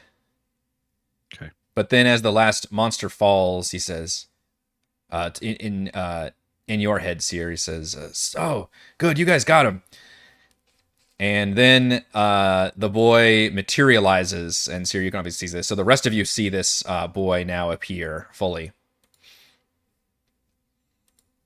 He says, Holy shit, they were real. Yeah. He says, "Good job. That was great. You took care of him real fast. Thank you." And he walks over to the bodies. And he kind of grimaces as, "Oh, that smell. It's terrible. Oh, it's going to be tough to find a good piece now." And he starts digging through the bodies as if they were like, I don't know, a hoard of treasure or something. What do you mean, peace? What is it that you're looking for? It kind of ignores you for a second, and he's just kind of looking around and make a either insight or perception check. And these are draconians? Yes, they appear to be dead Dragon Army soldiers. How are they here? Sweet 7. Yeah, you're pretty confused by this whole thing. She's gonna kind of look up and she's gonna say, "Well, I guess I'm glad we found him, but I don't understand what's happening. Should we look at the bodies? Korl, why aren't these draconians gone?" Are you guys wanting some of this too? Is he like eating Are it? you- Is he planning on eating those, child? Oh yeah. And as you say that, he finally seems to find a piece, and he takes an entire arm, and somehow with one swift motion, he rips the entire arm from the body. And he takes it and he kind of peels off the armor, which again looks like it would be very challenging and take a while. He just like peels it off very quickly.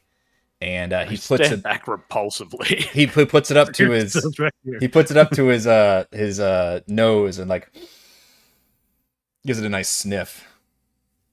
Rowan puts an arrow That into ain't. him. I don't care. No. Do you? What? Straight up, like that's not right. No kid's gonna eat an arm. That Kazra, blind him. Well, how did the rest of you react to this? Not Kazra, Cere, sorry. Oh, to Just the back away. all it did was smell the dead flesh, and All it Rowan- did, it ripped a fucking arm off. I am going to commit cannibalism. This is the world of magic. I mean, if you're hungry, I get it. But if you're like a child and you tore the Darryl's like, arm off wait a something- minute. And now, I mean, does the arrow hit? If you really want to do this, then you can give me an attack roll. I'm straight up gonna hit him. I'll just do the attack though. I won't do like Hunter's Mark. I think it's stupid. Like Okay.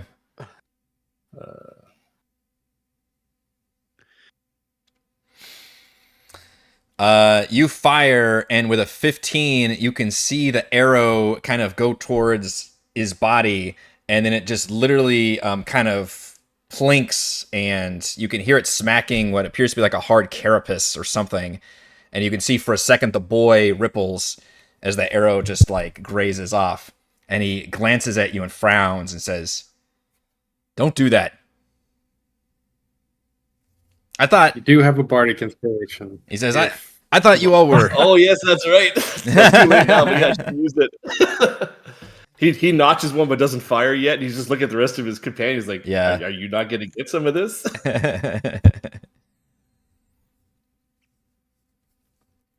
Kazra leans over to Darryl and says, "I don't think it's a real kid."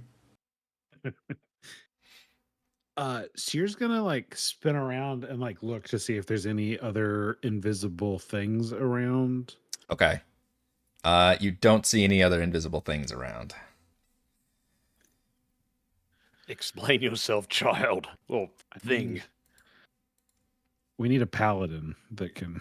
Hey, we've got a paladin. Can you sense good and evil? I don't know. How it works. I could sense know evil. if I actually have that until 3rd level. When you try to shoot at Rowan, he says, "Wait your turn. You can have some after. I've been here. I was here first. I get first dibs. But you guys are pretty strong and beat him up, so you can have some too." What are you? I'm threatening with a spear. Okay. Still, like, I'm not. Yeah, Anywhere Cere's just like near- sitting there slack jawed. The child kind of smiles creepily and says, "I'm hungry." And he opens his mouth, and the mouth just continues to open and open and open into a very large, wide, almost like a toad, but you can see rows of sharp teeth like a shark's mouth inside. And this arm just completely goes in the mouth, and the teeth close, and slowly the mouth kind of returns to the boy's shape, and you can see the boy kind of sighs as he seems to savor this limb and says, "Exquisite." Rowan shoots him again. Cere steps closer to Kazra. Yeah, I'm starting to like, inch back. Hunter's Mark, full on shoot him. Okay, give me another attack roll. This is ridiculous. I put my Hunter's Mark on this time. It's not right. You could take a steady aim as well. I'm excited. Okay, 18 will hit. So you can give me some damage on that. Or do we want to put Hunter's Mark on it too? Yes, sir. Okay, for 13 damage. And then Rowan backs up. Okay, He knows it's gonna be good. when you do hit it, this time its entire body ripples outward and seems to kind of just explode in flesh as it becomes more kind of toad-like and spiky. And is now snarling and says, "Told you to wait your turn. Now I gotta eat you too." Yeah, shit. It's the bride. And I think that is where we're going to take our break real quick. You guys could have had a These things cool friend. We'll come back in 10 minutes. 10 minutes. I'm sorry. The disadvantage though, like the way you're playing her, because it's like you're playing her exactly how someone who didn't know that they had divine powers would play someone who doesn't know they have divine powers. I think it's excellent. Thanks. All right, folks, I think we're coming back from our break, and I need you all to roll initiative, please. What are we doing? We're gonna beat up a Oh, child. Rowan fucked it up for everybody.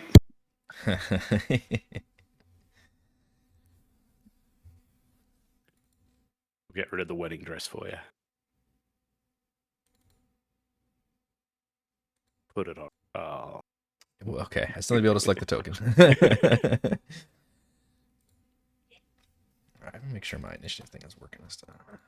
I'll also get rid of my torch on the ground. I'm holding it again. Oh, whoops, that whispered it, though. I thought that was a cigar. I I had it flat on the ground and I couldn't actually turn it, so I'm like, I'll make it a cigar. Nice. Did you just roll a 30 for that dude? I rolled a nat 20 on initiative, and it has a plus 10, so yes, that is a 30. How appropriate as it just explodes into this terrifying... What is that? Is that like some draconic thing? You don't know. quite know, but it is a monstrous creature that was shifted into a child that is now certainly not a child. And it looks kind of like a large demonic toad creature. And it launches itself at you, Rowan, and literally it does like a superhero, or maybe villain in this case. Like it doesn't touch the ground. It just literally like leaps and just propels forward. And as it does, it manifests a blade in its hands. It's like jagged and curling and attacks you with that. This is it, guys. We're not with him. We're not with him. Korl just remembers Rowan saying he would leave all of us. Let us die. this is that moment where I'm going to leave all of you now. After stirring some shit. There's a 27. Now, out of curiosity, can it Yes. see invisibility? Can... I guess it's within 30 feet of that torch, isn't it? What are we asking? If it can see invisibility? Well, So Rowan's yeah, invisible. Rowan's a Gloomstalker, but I guess... Oh yeah, I guess if I'm not lit up, he's got disadvantage, or he can't see me at all. Well, Unless the creature's got some ability, but I think he the needs, dim he needs light true of the seeing torch- or true sight to see me. What I'll bring the about torch over. what about blind sight? Yeah, that's the one. He blind. Okay, sight. yes, it, has blind it sight. can it can sense. Yes, it can sense you then. Yeah. Damn it! And thank you. Yeah, that is good. I had to pause for a second and check. And so Everybody play my player I for me. meant to Thank you. roleplay that with Cere when she did see invisibility, and Rowan was right next to her. I meant to roleplay that part, and I had. Okay. The creature slashes at you with this Holy chaos blade, dealing 16 slashing and 6 necrotic damage, and also it inflicts the incapacitated condition on you. Looks like I rolled a 4 on that. What? Holy shit! What do you mean? And then it's going to attack you again. Which I don't think incapacitate. And does that affect its attacks? Nope. Darryl's saying no. Okay. Got another 27. Let's deal 19 total damage, 11 slashing and 8 necrotic. Sorry, battle music. I'm so sorry.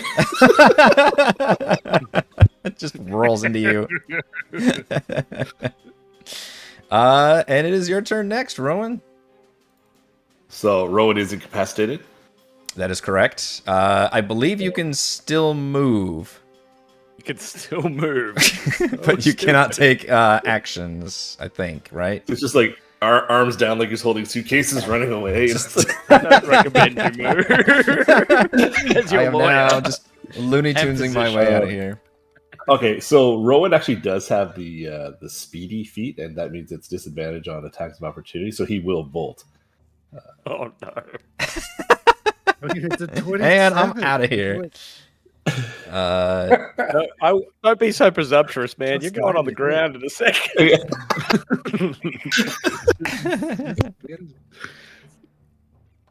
Okay, so you're choosing to just move, so it will use its reaction to try to strike you again. At disadvantage because of his feet. Which actually does how does that work with the... I'm gonna roll 23 still. Yeah. Oh,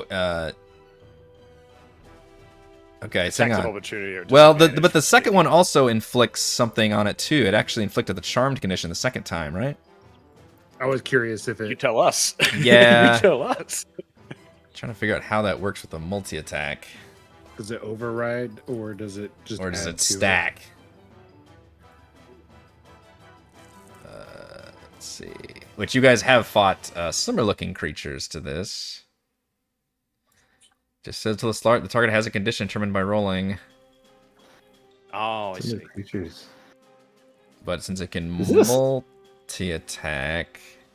Well, you could be both incapacitated and charmed, I guess. I don't think the charmed necessarily matters, since you can't attack anyway. So I don't think it's going to affect you running away. But it will use its reaction to attempt to strike you. But you said it has disadvantage on that? Okay. It's angry enough at you where it will try anyway at disadvantage. Comes a 23. Ooh, but you are speedy. Speed past it. It rolls a nat 1 with the disadvantage. Even with the regular, I don't think I would have hit either. I rolled terrible. Just run away. off. Fuck you! Completely out. The bad man hit me. Korl.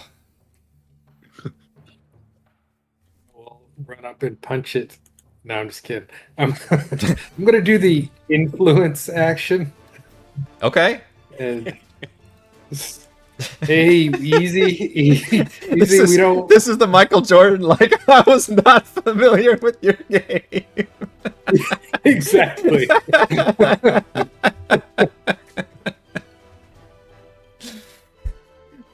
Well, man, we're cool. Everybody's cool here. We're all like Fonzie. What's Fonzie like? Okay, so for influence action, it is technically hostile, so I'm going to give you disadvantage, but you can make, depending on how you want this conversation to go, you can choose one of your charisma skills. Not gonna intimidate it. I guess I'll just try to persuade Make him a it. deal. Make him a deal, Carl. Yeah. Give him one of Rowan's legs and let us all go.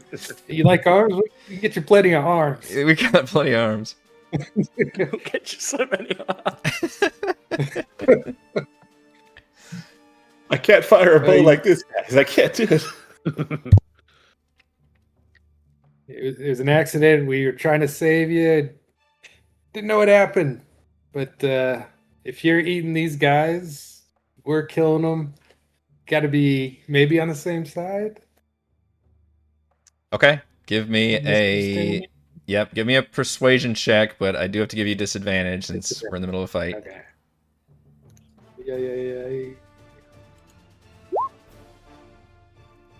Yeah. Ooh. Yeah. No boosters to that. You do feel like the creature is paying attention, but it still stares daggers at Rowan, and we are still in combat. All right. That's it for me. But you do think it is at least paying attention to you when you say those words. Darryl. Right. I'm gonna stand next to Carl, and I'm gonna use my bonus to get extra angry, to remain angry. Okay. And I'm going to try and intimidate it with my influence action. Be like, damn it, child. You saw what we did to those ghouls. We'll make short light of you. Come on, we can work together here. Okay, same thing. Give me a... I technically have advantage on intimidation from being angry. Okay. Which is from, pretty sure, because I've got +7 for some reason. It must be the primal thing that gives me the strength on top. And therefore I can use advantage from primal. Oh, wow. Feral? Okay. Primal. Yeah, so it'd be Do you have that set up in the character sheet where it adds the... Yeah, it just turns on, so... Nice, okay. So I've got +7 currently. I can find it in a sec to link it properly. But I get an 8. Oh, dear. +7. You rolled a nat 1? Oh, no. You have this really good speech, but you just, like, belch really loud or something. Morty. Yeah, that's me. Creature just frowns, angrier now. Cere, would you like to try to communicate? Don't listen to these idiots. And she's gonna tap Rowan on the shoulder, or on the. She's gonna just kind of reach behind her, and she's gonna say,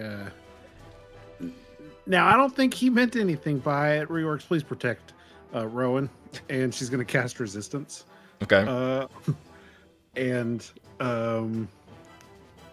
she'll just say, "We I think there's been some misunderstanding," and then that's all she's gonna do. Okay, Kazra. That's what I was looking for. Ah, nice. Okay, primal knowledge. Yeah. Okay, Kazra sees that like Cere and Darryl and Korl are not attacking, and she is going to kind of charge. Let's see, 5, 10. She's going to try grappling it. Okay. So that is strength, right? Oh shit! You don't make a roll. You don't actually make a roll. I make the roll. So that's like what, 8 plus strength plus proficiency. Yeah, it's your 16 again. 16. Okay, so my second attack, I'm gonna try again. They haven't rolled yet. Hold on. They make the rolls. You don't roll. Oh, never mind then. I thought that I didn't even know that I hit that button. Okay. I'll take that roll. It's a great roll. Let's see. I can make a strength or dex save. Let's choose strength. Hopefully I can get as good as you. Oh, I do terrible though. I rolled a 2. Okay, and Kazra is going to let's see. She is going to try to push him up against the wall, like right over here, and just hold him against that wall and say, look, my friends aren't fighting you, so I'm not going to do that either, but I'm going to hold you here until they do something. And she's just going to sneer at him. Okay. And that's the end of my turn. So you've got him grappled. He...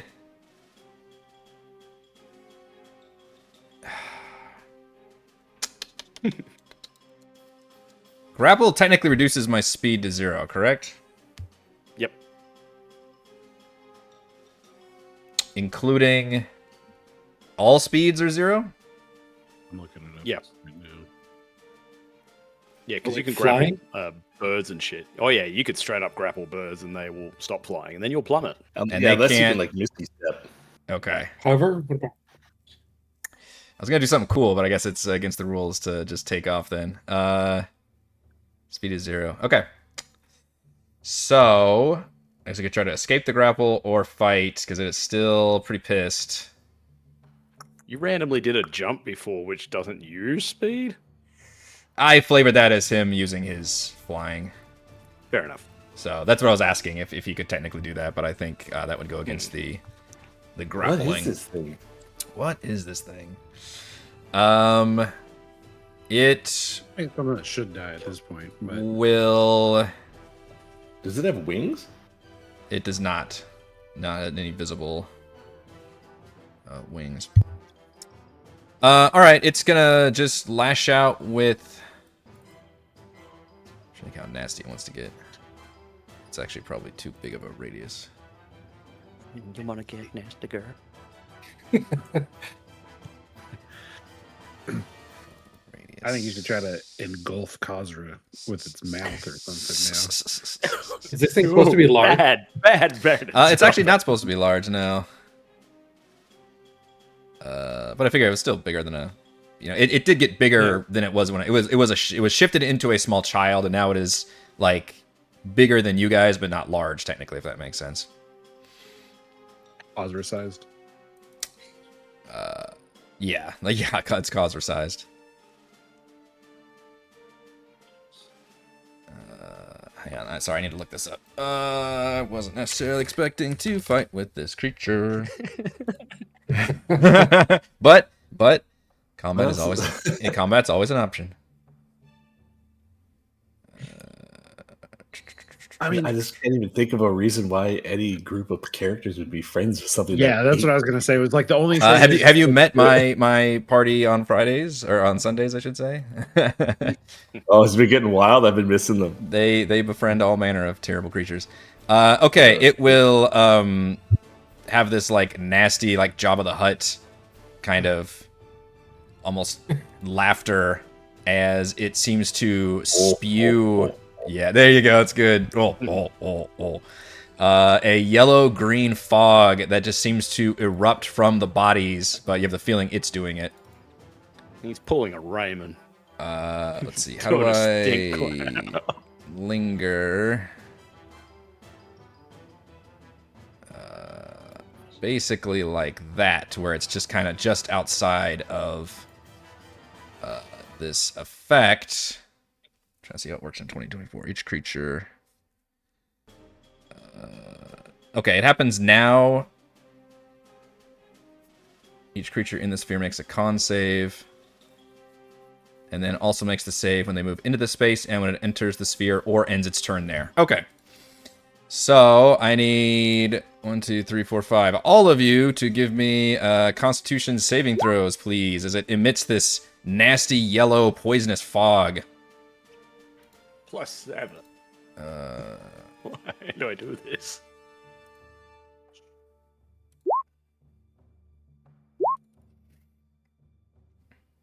Cloud kill? I guess I could have colored the cloud better. It's dark. Yeah, but you guys got some really good con saves. Dang. That spells Forget about your joke. resistance, dwarfs. Wait, no, you don't get. How does it work again? I forget how the dwarf one. It is poison damage, so I think the resistance kicks into the damage part, right? Well, we also get advantage on saving throws. Oh, in the poison condition. Never mind. Yeah, they changed it. to Or poison avoid the condition poison rather than- condition. It doesn't give you the poison condition. I think this one just still deals have- poison damage. Still have resistance. Okay. So that's good. Yeah. Okay, so I was a DC 16, which most of you made it, I think. Shat the bed. Or no, Cere, do you have advantage on? I can No. spend my inspiration and reroll. I've got inspiration. I might use that too before the damage gets wrong. I'll spend the inspiration and just reroll. I will also. Go. I'm a human. Not Okay. yet. And the screen turned off. 8. I got an 8. God damn it. And it seems I to got a cackle a 3 little and a bit. It 1. says, I told you those creatures were nasty. Alright, so those of you that failed take 19 poison damage, not counting anybody with resistance. And those of you that succeeded on a DC 16 con save take half the damage. But this effect is lingering. It's still ongoing. Do we take half of half? If you make the save and you have resistance, then you take half of half, correct? Which is like 4 4. damage. Yeah.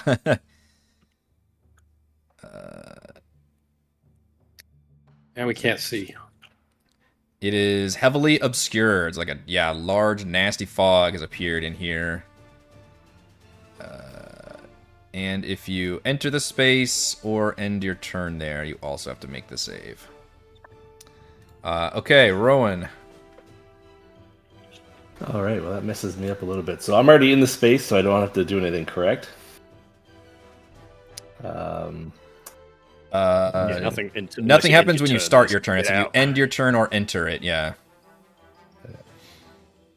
I'm just trying to get line of sight on this guy. Yeah. Yeah. Do I see him? Yeah. Here, yes. Okay. So, Rowan, let me just turn a couple things off here because I don't want to cheat you. Rowan is going to shoot his bow at this dude.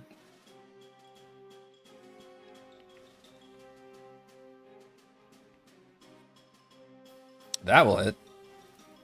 Okay, and here comes the gross. My God. Hunter's Mark. So he has sneak attack, Dreadful Hunter's Strike. Mark, and he's using his Dreadful Strike. Let me just take that off. I get 2 uses of that.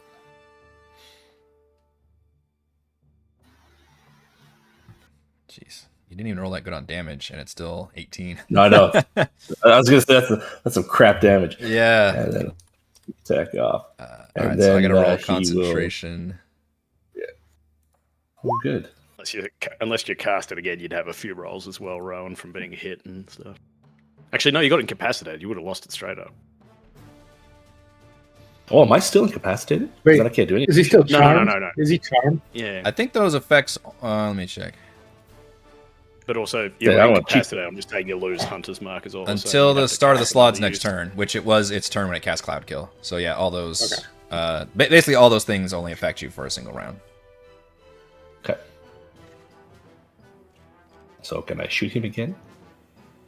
I don't know. Can you? 22. Yes, you can.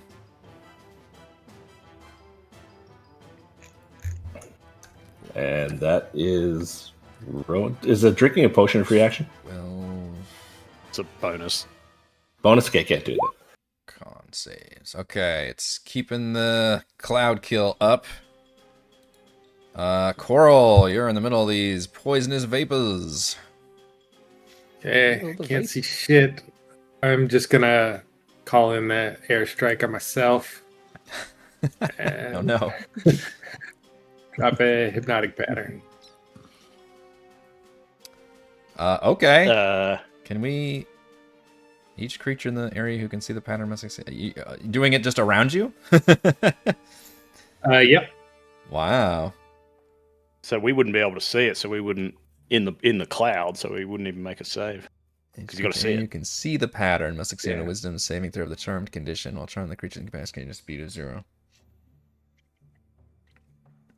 Sorry, that was an accident. Okay.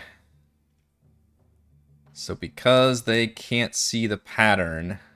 Oh, I see, but the creature is. I think He's the outside. creature should be able to. Yeah, and no, I agree with Rowan you. too. But Maybe Rowan too. Yeah, Yeah. if you're putting it right on you, yeah, somebody do the math. It's a 30-foot cube. Basically, is within. fuck Rowan for getting us into this mess. Is he within 30 feet? Is that? Could, No, well, no, 'cause it's not. Probably not a radius. It's probably a total. So yeah, it's probably a 15 around him. There you go. Right? If it's a 30-foot Rowan's total. fine. Yeah, I think that's it. Rowan's fine. Rowan's fine. All right. So let's see if we can make a whiz save. This thing does have magic resistance, but I've rolled pretty crappy saves in the past. Wisdom. Oh, What is the DC, sir? Did it. 16. Oh wow. It's Okay. a 16. Yep, with a 15, without even seeing the creature. So only really Kazra, because you're right next to it, and I guess Rowan sees. The creature suddenly, its eyes kind of follow these like swirling patterns in front of it. But the cloud goes. Fog as well. cloud disappears, and you all just see Korl doing the blue steel. Yeah, because he's incapacitated the blue steel. Very clutch, very clutch. How do I make this thing disappear again? There should be a little trash can. Go back to ruler and There we go. Yes. So once the cloud comes down, we're not affected by the hypnotic pattern then? it's like a blast. instantaneous. Yeah, instant. Yeah, well, it's technically concentration, but I think once it goes off, that part's instant, right? Yeah, Appears for it a says moment, the then pattern appears for a moment and vanishes. You're right. Yep, they thought of that.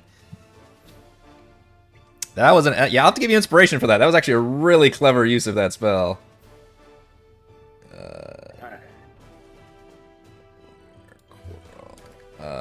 Might have saved y'all's bacon. Let's see. Make sure it can be charmed. Yes. Quick, hit him. Let's just leave him. Let's just fucking So go. this is the one, right, where it ends if it takes damage. Yeah, but otherwise you all can probably tell now that you're out of it that it is like kind of woozy and watching these patterns appear. Which Korl, I don't know if you need to notice the name. I don't know if you need to explain that to everybody what's going on or how often you guys have actually seen this effect. I think I've only done it once before. Wow. With the water weirds and the... Yeah. Okay, nobody hit it. Just calm down now. Let's try to talk to it again. Is it not Actually- one of the Draconians? These Draconians, do we know what they're supposed to do when they die? Like we've seen them before. Stop the battle music real quick. You... Oh, that's actually an interesting bit of lore mistake, isn't it? I just realized. Yeah, that's what we were Are they talking supposed to be about. humans? But that's not... Yeah, that's the... That's actually the book that includes that bit. Trying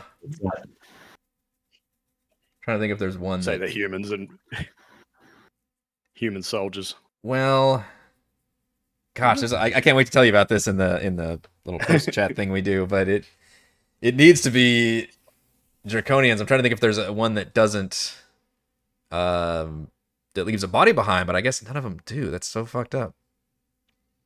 There's that one that turns Yeah, into the person who kills it. But I think The they made it silver different. one, didn't it turn into Darryl and then blast him with something? But it was a ghost. And Yeah. it looked like me as a ghost, and then Then it fucked it off. exploded. Yeah. It's the city. I mean, The city Yeah. keeps the bodies there. Yeah. You caught me. I don't have a good explanation. And for some reason I'm planning on using this from the book, and it never even occurred to me that you're absolutely right. That is a dumb plot hole. I don't have a good. These ones died from natural causes.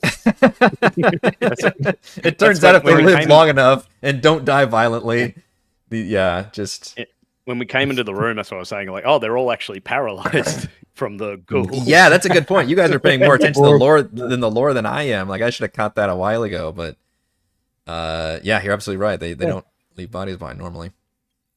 We'll say it had something to do with like the ghouls paralyzing them maybe and killing them while they're paralyzed. Maybe that happened somehow.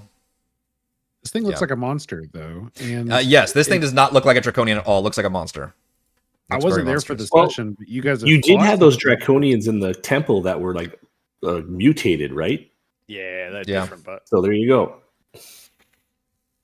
They left bodies. Yeah, and in fact, this none of them were looks children. this looks similar to those monsters in that one location for sure. Okay. That's the closest just- you all have to figuring out what this is. But you've also seen this thing do things that those things did not do. Well, I mean, I assume at least two of us wouldn't suffer that thing to live, so might as well kill it because I'm not stopping Well, this. Or me. I could put some manacles on it while it's incapacitated. They could turn into a baby and they would just slip right off. Yeah. Yeah. So should we run? It Is was- everyone in agreement? Should we just It run? was a child. Why would Yeah. it do this? I Yeah, don't let's get the understand. fuck out of here. Evil. What if it Yeah, but hunts then us do we leave afterwards? it? Do we leave it behind us to come get us? I'd rather It's not try to gonna kill it come. now It's than not. let It's it got all heal this and come food. back. Let's just go. Let's run. Quickly, Carl. Yes? Yeah. Yeah. How long does a hypnotic a pattern minute? last? Let's get out of here. 1 minute. Okay, yeah, you guys are having a very quick conversation. You looked at her, split. She's Time like, goes fast "Oh." when you're not in combat. But I was asking if these were all like the same, like we'd seen them before, same type of Draconians.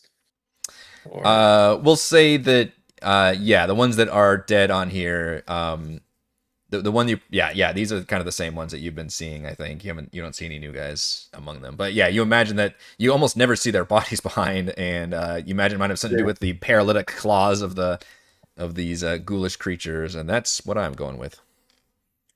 That's my DM bullshit, and I'm sticking. Don't question the DM. I don't know if you have that soundbite still, but it's probably that. Where is it? Fuck you, DM. Whoa, that's not it. Hang on. That's I can find it here somewhere. I thought I had it. Yeah, sure. Fuck it. Well, that's not quite it. There we go. That's my bullshit answer, and I'm sticking to it. All right, we got it. We got it there. Are we still in turn order? It's up to you guys. If you are deciding to flee, I can take you out of combat.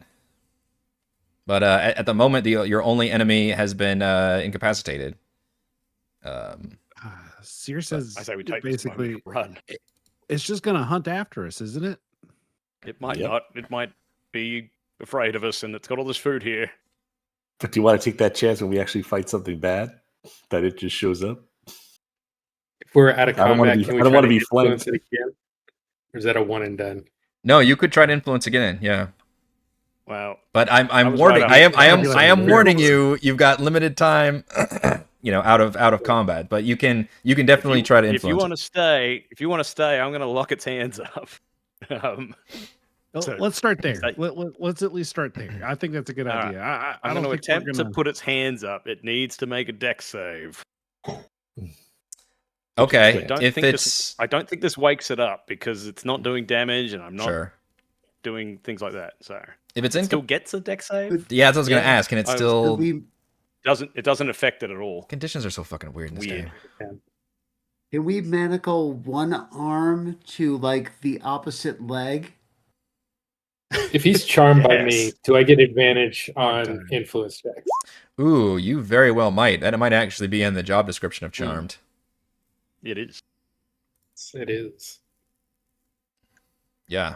So And then I pass the manacles around for other people to try. quickly, we don't have much time. Everyone, keep making it. And it's not currently hostile, so I wouldn't technically impose disadvantage, I guess, at the moment. So I would give you advantage on if you want to influence it while... I do. Okay. I do want to influence you. We're not going to hurt you, buddy. I'm going to take us all out of initiative for the moment. Just let this I'll happen. just calm down. Ooh, nat 20! Nat 20. fucking 20! As Korl comes up with his... Hey! Everybody's cool here, man. Let the samba soothe you. All right, what are you saying? How do you want to How do you want to soothe how this? do you want to explain this little first contact miscommunication here?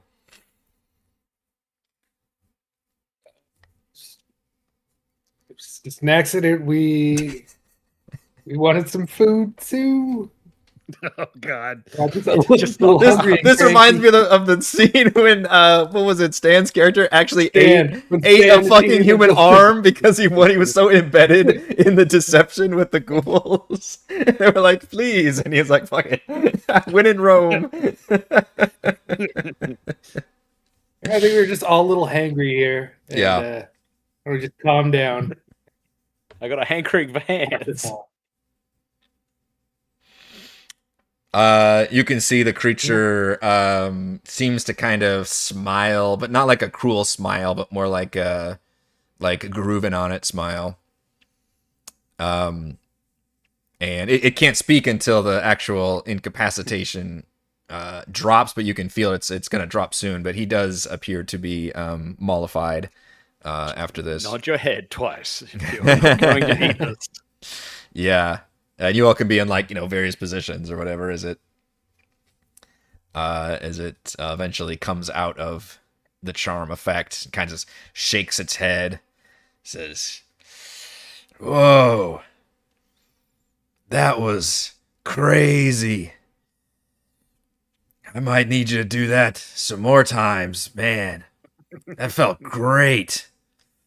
almost as good as Satisfied customer. eating one of those dragon guys. They really are delicious, though. You gotta try one. Hey, those aren't friends of yours, are they? The opposite. No. Yeah. You gonna kill some more of those guys? You don't smell as bad as the other things. And you guys actually talk. The other things, they just slobber and snarl. And they stink. It sniffs big and like leans down towards Darryl and Kazra. And you guys smell much better. Yeah. There is a whole lot of these ones with them in the city, and if you come with us, there'll be plenty of hands for hankering. Cere wants to try to take Rowan around the wall. He is not coming with us.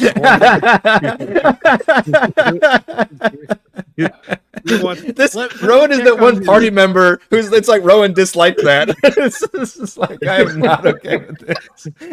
I'm going to force you into a conversation right now.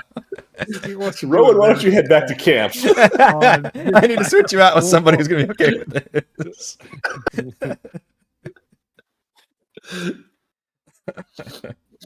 Rowan, apologize. Say sorry to the child.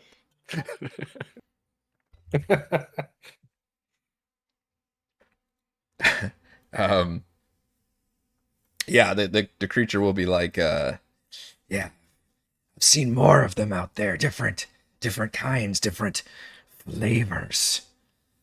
I'd love to try them all.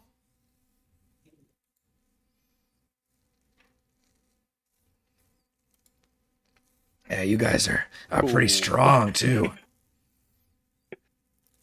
You think You're about to find out how strong, lads.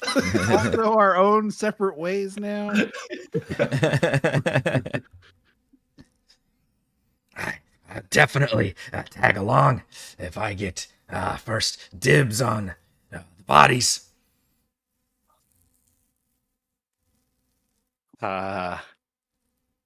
That sounds really gross. Do you think you could not around us? Not what? Eat? Well, just not like, when we're around or something, you could just like go in another room and, Can you turn eat invisible? there. Yeah, that would be great. Can you do that again? Yeah. Would we see the arm go inside if you... I know how that works. What's interesting is as you guys are talking to it, you do see that you wounded a little bit. Excuse me. But as the time goes by, I'm losing my voice bad. You see its wounds begin to knit up like Wolverine style. And by the time this conversation has progressed to here, it has been fully healed. Gosh. I just imagine like Rowan's in the background.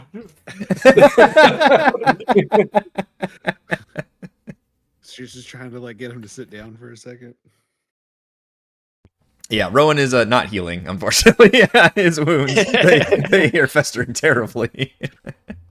He's in bad shape. Well, if we're taking a break to heal, give me a second. I'd say we let him tag along. Could No. help us get by. Look, maybe this'll help. And he shifts, and you see him again, like, shift downward. And it just kind of, his body ripples for a second and appears to be a little boy again. Somehow that's worse for me. That's unnerving. That's way worse. Can you manage to look like one of those guys? I point to like the Draconians. You think you can do that? I can do all kinds of stuff. And he turns Darryl and he shifts into you. Oh, God damn it. No. But he smiles and his teeth are all razor sharp like shark's teeth. Oh, that's not cool. How's this? It's very disturbing. Is my hair that grey? Which one's the real Darryl? Imagine the two of us are looking at her, and like one's got crazy teeth, maybe crazy eyes. God, you see Kazra's Rowan like, I'll just, have to kill them fingers both. blue for a second. Belches and a finger comes out. Yeah. Yeah. So Rowan will look at Cere and he'll just say, "No, we can't have this. No." That thing almost Wait, killed are you gonna stop him? in the first. Well, like, if fine, like yeah, I see your point, but we cannot allow it to come with us. We're on a mission to, of the gods, basically. That is unholy. We cannot ally with that. Enemy of my enemy.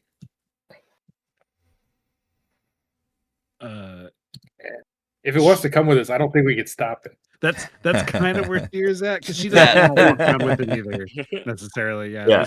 This is too much of a problem, and she doesn't want to kill it and fight it necessarily, but she also doesn't think that she wants it around. But the fact that there's two Darryls right now, she kind of like looks at Rowan. Two Darryls. She's like, she looks at Rowan and she's just like, I think Korl has a point. I'm not so sure if we have a way to tell it no. I think it's going to do what it wants to do. He's just frustrated. He's like,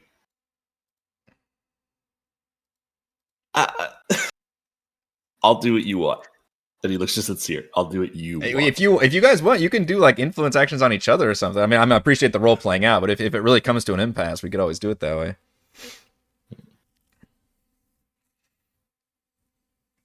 I don't want to split us up, but yeah. Is this thing can turn invisible? Is the sharp could tooth just Darryl follow coming it. toward us? Was the what? The sharp tooth Darryl coming toward us? Look, both Darryl just stay over there, please, until we get this sorted out. Can I just taste your fingers for a second? No reason. Darryl, if you could just both of you handcuff each other, please. We need to get this sorted out. I don't want to be handcuffed to that thing. I don't know, Rowan. Maybe if you stay invisible, it kind of dark. It seems to stay by Korl, especially. I would rather be able to see it and know. Know what it's doing. And that's the thing. It could pop like it just decides. Let's say it just decides it hates us. This is the most fun creature pops out ever. of invisibility, axes me immediately, or Cere, the person who's going to heal us, and then it's going to wipe us. That's my fear as a player. Rowan is just no. Like he's getting another arrow ready as we're all talking. She'll put her hand down, like, and try to push it down from you. And she's like, "Just you and me will be up front. Well, let's just have it behind us." Korl. Yeah. Meanwhile, Kazra is just making small talk with it. Okay, what do you say? Like, where are you from? Do you have a family? Feet or hands? When you say, where are you from? He says, around. If you say family, he says, family? No. There's Oh, well, you should food get one of those. They're and really great. not food. Oh, are we food or not food then? And not food. He gives you a sniff. Not food. See, we're not food, guys. It's totally cool.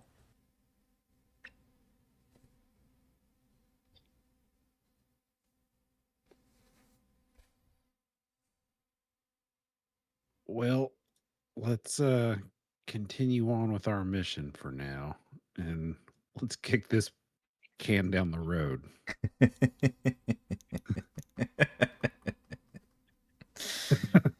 We're all gonna die. Yeah. as he... Yeah, okay. He stays as Darryl for now, if nobody says anything about it. Yeah, no, it's For the love I of just don't God, accidentally please, kill Darryl by take- mistake. please change to one of those draconians if you can. It'll help us get you more hands. Like Rowan will see him like losing life and take his shot from behind, and it ends up being Darryl. You want me to look like your enemy? Yes. And he'd look like That way he's you can wearing their sneak up on uniform. them. Delightfully twisted. I can look like... I feel like this is the scene where we're trying to trick the giant into shape-shifting to different creatures. Like, can you turn into a mouse? And then we can try to squish you. Token is hilarious. Yes, it can transform into the creature, one of the draconians.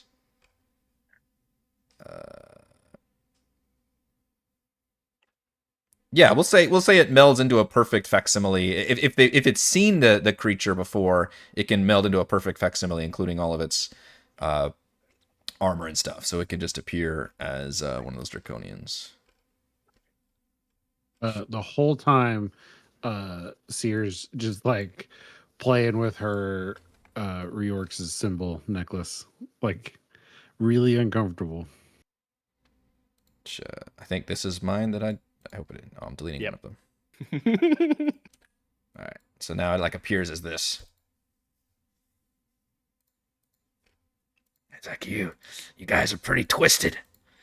I like it. You're gonna... He looks at Korl. You're gonna hit me up with that good shit again, right? Oh, I saw so many colors. I could taste them. Oh yeah.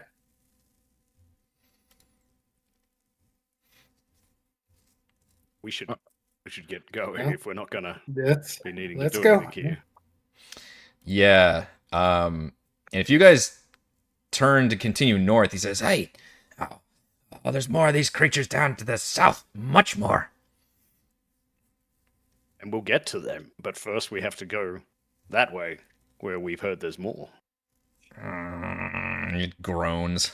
But it groans like a child who's been told it has like one more stop before it gets ice cream.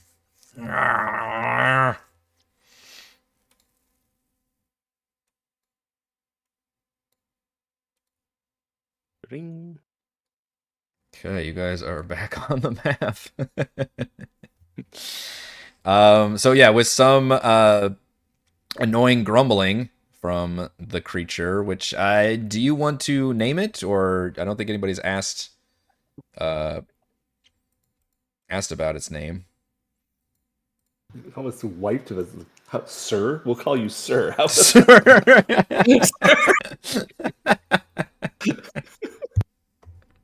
I don't know if they have. Do you have a name? He shrugs as it kind of cocks its head. Hungry? Well, hi, hungry. I'm Cere. Hello, hungry. I'm Dad. I sear meat too sometimes. Appreciating this situation less and less. You set him up for that one. That's not even his fault.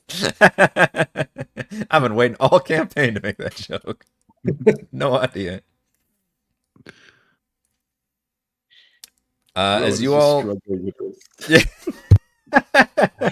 Ron's like, this fucking party, I swear. If I had that lance on me right now. As you all head north, it's getting pretty late and dark. And this is a very destroyed, more empty area. You haven't seen any other creatures or much of anything. You just see more destruction and rubbles and things. At one point, you pass by what appears to be a dead, crushed skeleton by some rubble, and near the rubble, you can still see words etched in the stone that says, "We deserved this." But then, not too far away, you see there is smoke rising up one of the large building, which appears to still be more intact than the others.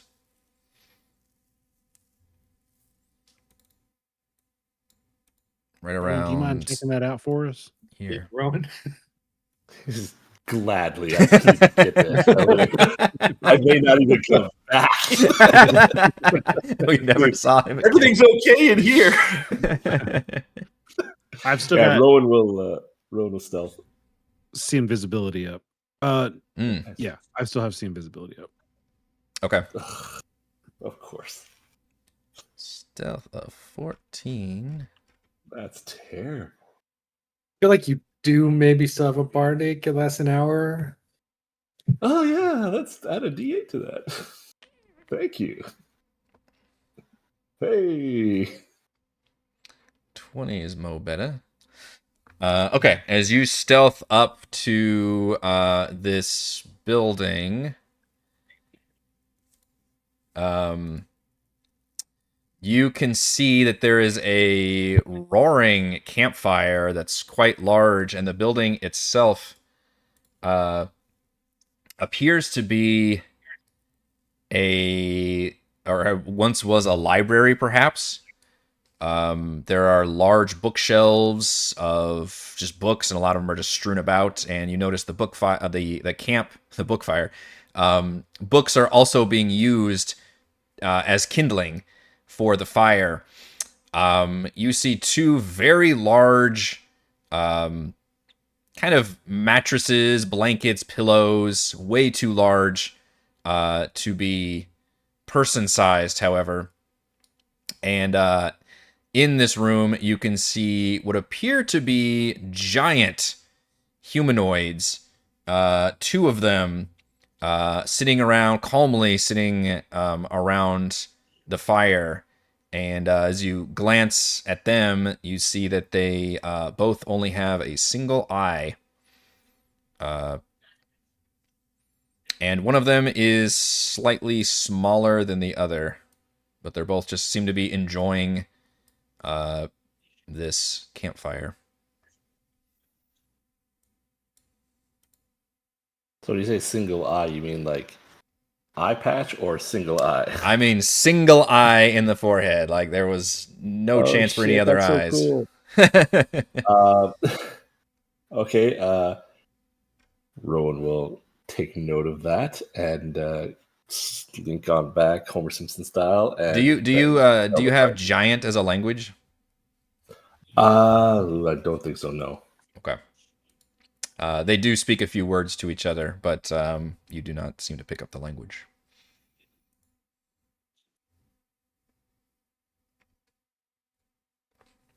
Yeah, no, I don't have that. Rowan will just back off and tell the folks, too big. How big are we talking? Big dudes, like giants, or like? Okay, yeah. Yes, giants. Yeah. It appeared to be like a large. That.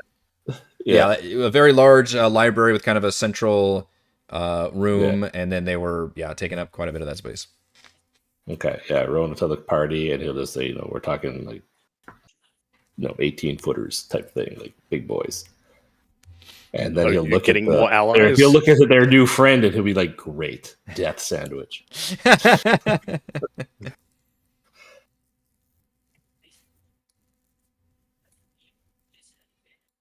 I don't know about you lot, but that doesn't sound like we need to do anything with them. We should keep going. Can we go around them?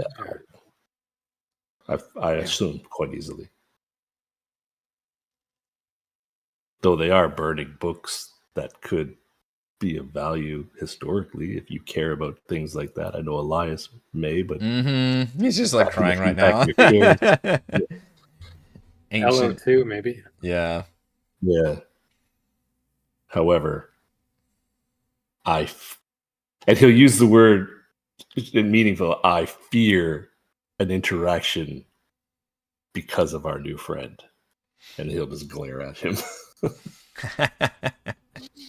Like Rowan shook. Like Rowan, I'm gonna fight with disadvantage until that guy's gone. Like Rowan's just shook.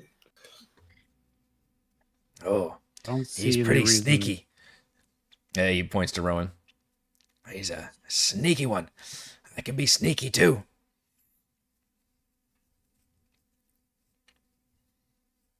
Yeah, I think we can go around. I'll trust Rowan on this one.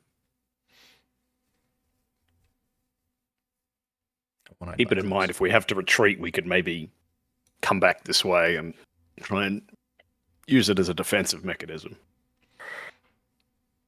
Like No. that idea. Well, I mean, it's a flanking situation. We're already have one with us. Now they have two. So how many do we leave behind us if we have to run? I mean, I know I'll be okay. You're on edge, man. It's fine. It's all right. He didn't turn into you. Just let Korl give you some of that hypnotic pattern juice, and you'll be all right. Yeah. Okay, you guys skirt around and continue walking through at night. And again, this northern area seems to be a lot more empty than you were thinking, but you're also doing a good job of trying to avoid some more activity. At one point in the distance, you definitely can spot what appear to be several of the flying... well, I guess they can all kind of glide. The Draconians, that you can see like a patrol kind of in the distance, like here. And then, of course, in the central island area, you can definitely see those mounted Dragonels. Not as much at night, but certainly there's still some flying around this general area. But you can thankfully see all that from a distance and make your way towards the Temple of Paladine.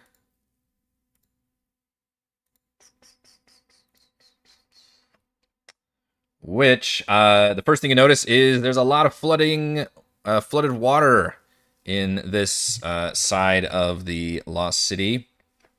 The water deepens into various like ponds and lakes, and then there is an embankment that rises above the water, really like a solid 10 feet. Like it's a pretty big old, there's steps in there. It's supposed to be this kind of, I guess, ceremonial little cliff or something that's in front of the temple, and it is nicely actually landscaped still somehow, and there are beautiful trees with like violet leaves, and within the trees you spot the red and black uniforms of the dragon army soldiers. In the trees.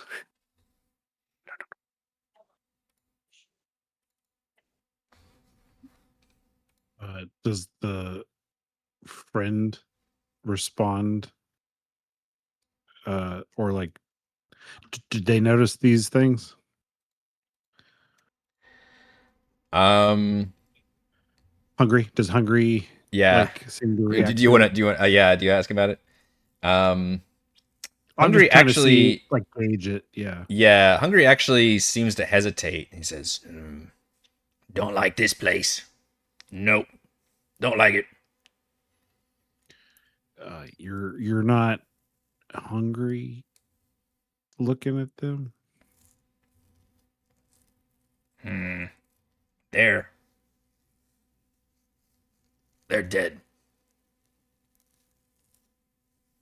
They're dead? If we look closer, do they seem to be not moving?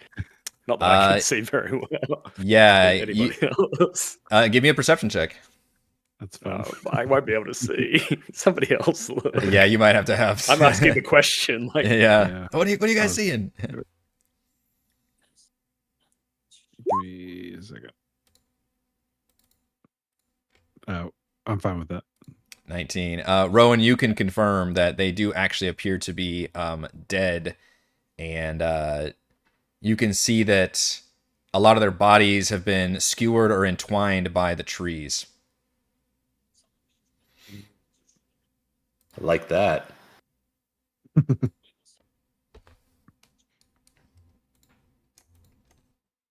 So Rowan will make he'll touch the hilt of his sword, just make a small prayer, I just say thank you.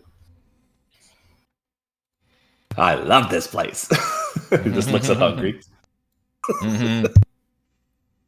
Like it or not, Hungry, that's where we need to go. Nope. Not going in there. Nope.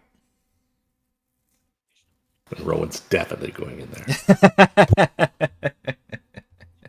And we will fight him right there. No, he doesn't stop you guys. He's just kind of Yeah, he almost like does a little bit of a pacing like an anxious dog.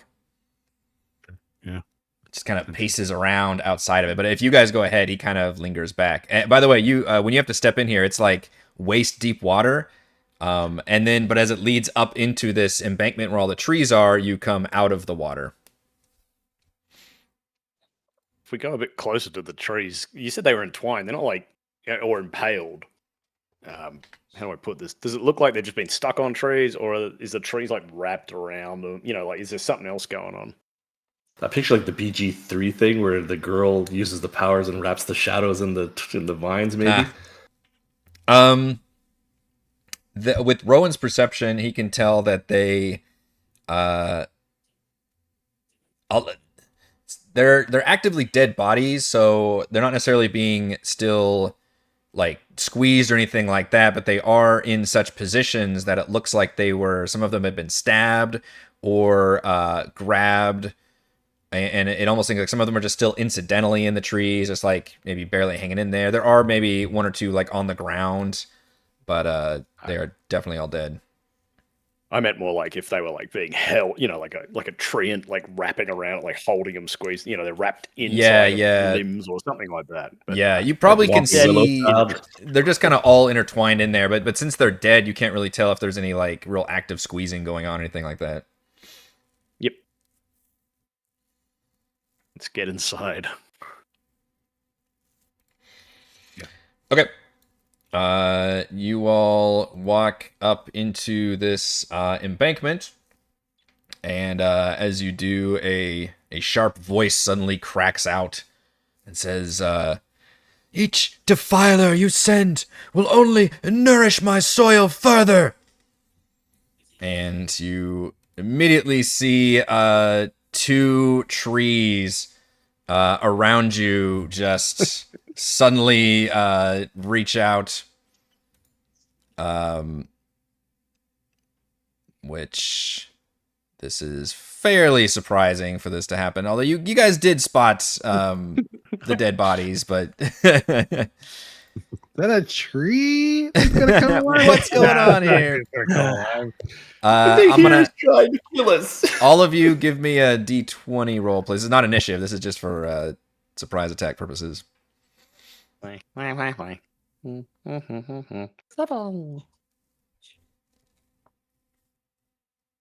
Okay, so Kazra, this one is coming to you. 28 to hit. Oh my gosh. For 23 bludgeoning damage. And Darryl, this one is to you. Did we miss a raging level up here? Hey, miss. Oh, I was the one focusing on the tree, like, what the fuck? In the dark. Indeed. And we are here. Womp and Willow. Wampus. Yeah. Go ahead and give me some initiative, please. Although I might stop things during this battle. We'll see how it goes. This is Hungry back here, who's still nervous. Are we surprised for initiative? Oh, thank you. You are surprised. Yes. So, everyone who has advantage can roll normal. It's a big fat 9.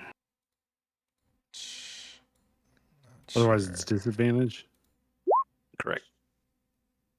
So we do that one. Okay. Good. My 6 went to a 4. We do. Oh my good golly. Can't blame that one. That was just terrible rolls. Terrible, terrible, terrible. 23 to a 9. I love that.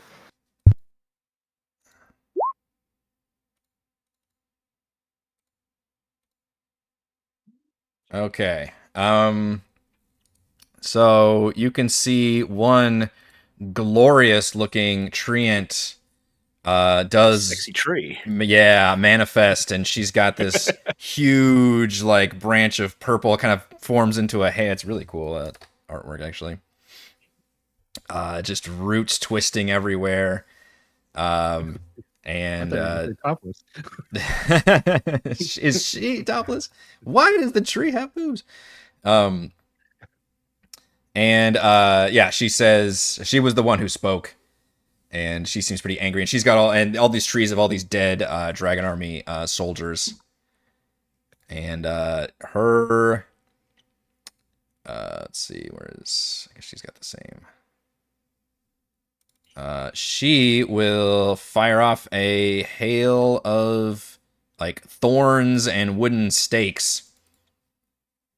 And we'll do it. We'll just use the same d20 roll. We'll go with the next lowest, which was Korl. Target Korl with this one. Hail of bark. Does it explode? 27. It's actually just a Around single target attack, although it does feel like it should be like this cone attack or something, but it's just it's like just a targeted like if somebody was just shooting like a nail gun, I guess, with multiple shots just directly at somebody for 29 piercing damage. Yeah. Hey, my slot over here was nervous about going here, and you guys charged, so. Kazra. But this creature did say, each defiler you send will only nourish my soil further. That's her exact words.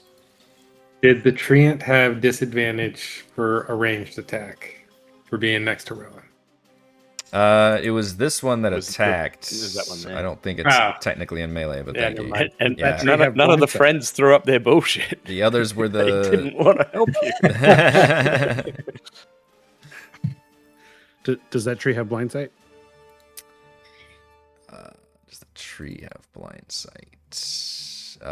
Does not have blind sight. Would it see Rowan? Are we carrying torches? I don't believe it attacked Rowan. It I don't attacked have my torch out. Korl. Right? Korl. Yeah. I'm sorry. I was just assuming the high damage went to Rowan. Oh no, not Rowan again. My bad. Kazra is gonna take a look, and she said something about defilers. Is that right? Yep.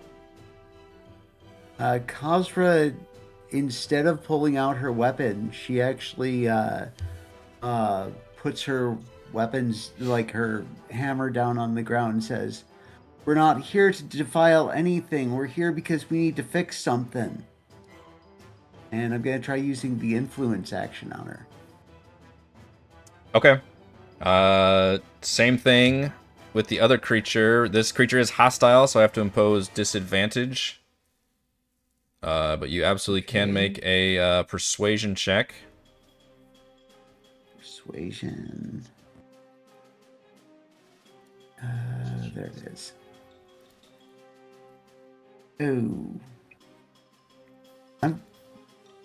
Yeah. I gotta take that one, I guess. Okay, 7 definitely falls on deaf ears. This tree appears to be still imperious and furious at anyone approaching. You've got your second wind you could use if you wanted to. Action surge?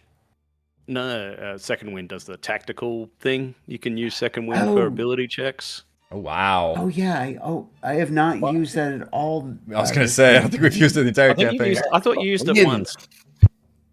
No. Or maybe I'm getting it mixed with Heather. I think she's done it once. Maybe. Let me see. You can use second wind on. It's tactical something. Tactical shift, maybe. It's a tactical.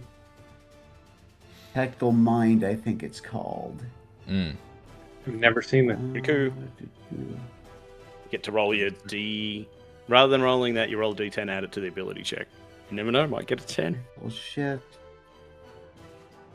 I'm not seeing it on my character sheet. Tactical mind. You have a mind for yeah, I see it. It's right there.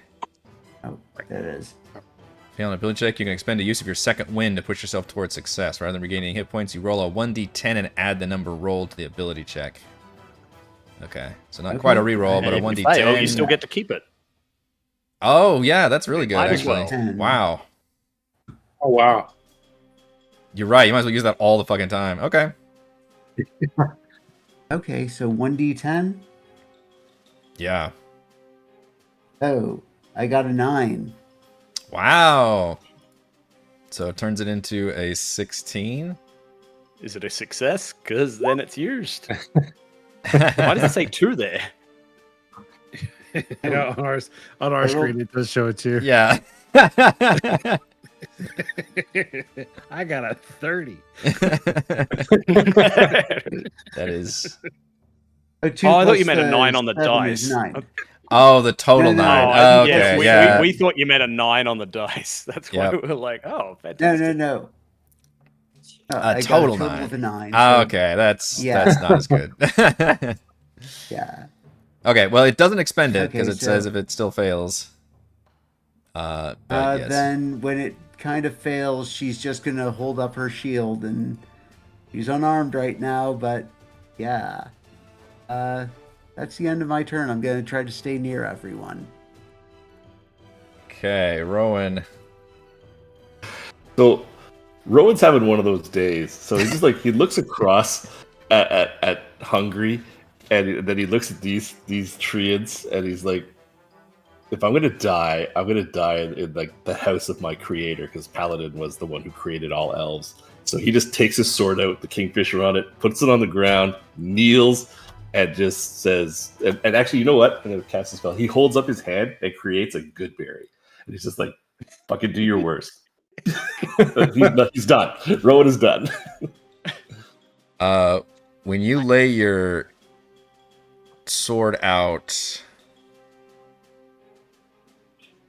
because remind me again, I believe about the Habakkuk stuff.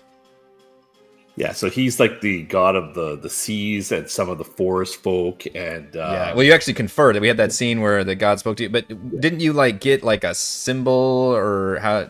Remind me of that again. Oh, it's his. Like he a still physical... has 2. Yeah, he still has 2 of the actually would be in his hand with the Goodberry. He has the crashing waves tattoo on his hand. Okay. And the kingfisher on his sword. The sword. Okay. Okay, you kneel and show the Goodberry, and the treant in all her fury suddenly just pauses. And you see the other treants also kind of pause similarly. And she very dramatically like leans forward and down. You're like the creaking of wood. Yeah, but just her face, like just the face leans, that classic like giant face leaning down towards you. And you can see those weird like I fucking love this face too. It looks very like alienish with the long, kind of mouthless, and you can see the golden eyes just kind of glittering, and you hear her voice come out, and she says, "You have been chosen by a god of nature." He kind of like, his eyes are on the ground, so he's kind of just like looks up, waiting for the final blow to happen. He's like, yes, I am a follower of the Storm Lord. State your purpose here, chosen one. He, because he doesn't know Kazra has, he just points at Cere, and he just says, "We have brought this item to reforge in the Temple of Paladine, and I don't know if Cere wants to show it or not because Rowan doesn't know it. He's like, we're here to destroy the dragon army." Darryl just like, that's right. That's your cue. Show. Oh yeah. and she pulls out her pack and starts rummaging through it, taking out all the other weapons one at a time, and then finally at the end of Axe, the bag. hammer, trident, daggers. That's not a show of force at all.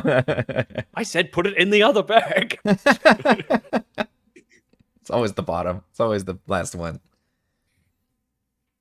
Yeah, but she eventually pulls it out and she holds it up to the tree lady and said, "Yeah, we're gonna fix this thing." The large treant glances over at the what you can see is a very flooded, half destroyed temple. And then she starts to not stand, but like rear back up, and then she kind of casually shakes like a shoulder, and a full dead body like comes out and slams into the ground. And she's like, "What are they to you?" And it's a Dragon Army soldier. Yes, sorry. So Rowan looks at her, looks at her, and he just says, "These are our enemy, and we kill them on sight." They killed Horsey. And they kill the horse. They killed her horse too. Solemnly. Yeah. The treant kind of nods sagely, says, "We have survived for centuries. I am Duskwalker, Master Gardener of Anyari. But this invasive species has shown up, trespassing, felling trees. We have killed all who get near." She looks kind of proudly at that. "If you are chosen by a god of nature and a killer of these our soldiers, and perhaps you can proceed. You can be friend of the trees." Is this Rowan just looks back at this party. She leans back down to you, Rowan, and she kind of whispers in a more conspiratorial voice and says, "Watch out for Jameer. He lurks nearby. Powerful creature, once shackled by the wizards. He still remains. A glorified plumber no longer. This," she gestures to the water, "is his work. If not for my trees, the city would have flooded ages ago."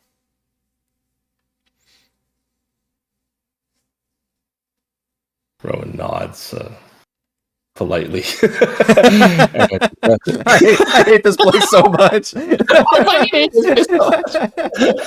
You guys are going to wake up tomorrow and Rowan's just gone. And Rowan just says, "What?" Like he asks you, like, "What type of creature is this Jameer, and can we aid you in ridding your temple of him, her, it?" She nods and says, "Destroying him would be beneficial. He's a spiteful, vengeful creature, but very strong." Rowan, you can have a point of inspiration. Oh, sweet.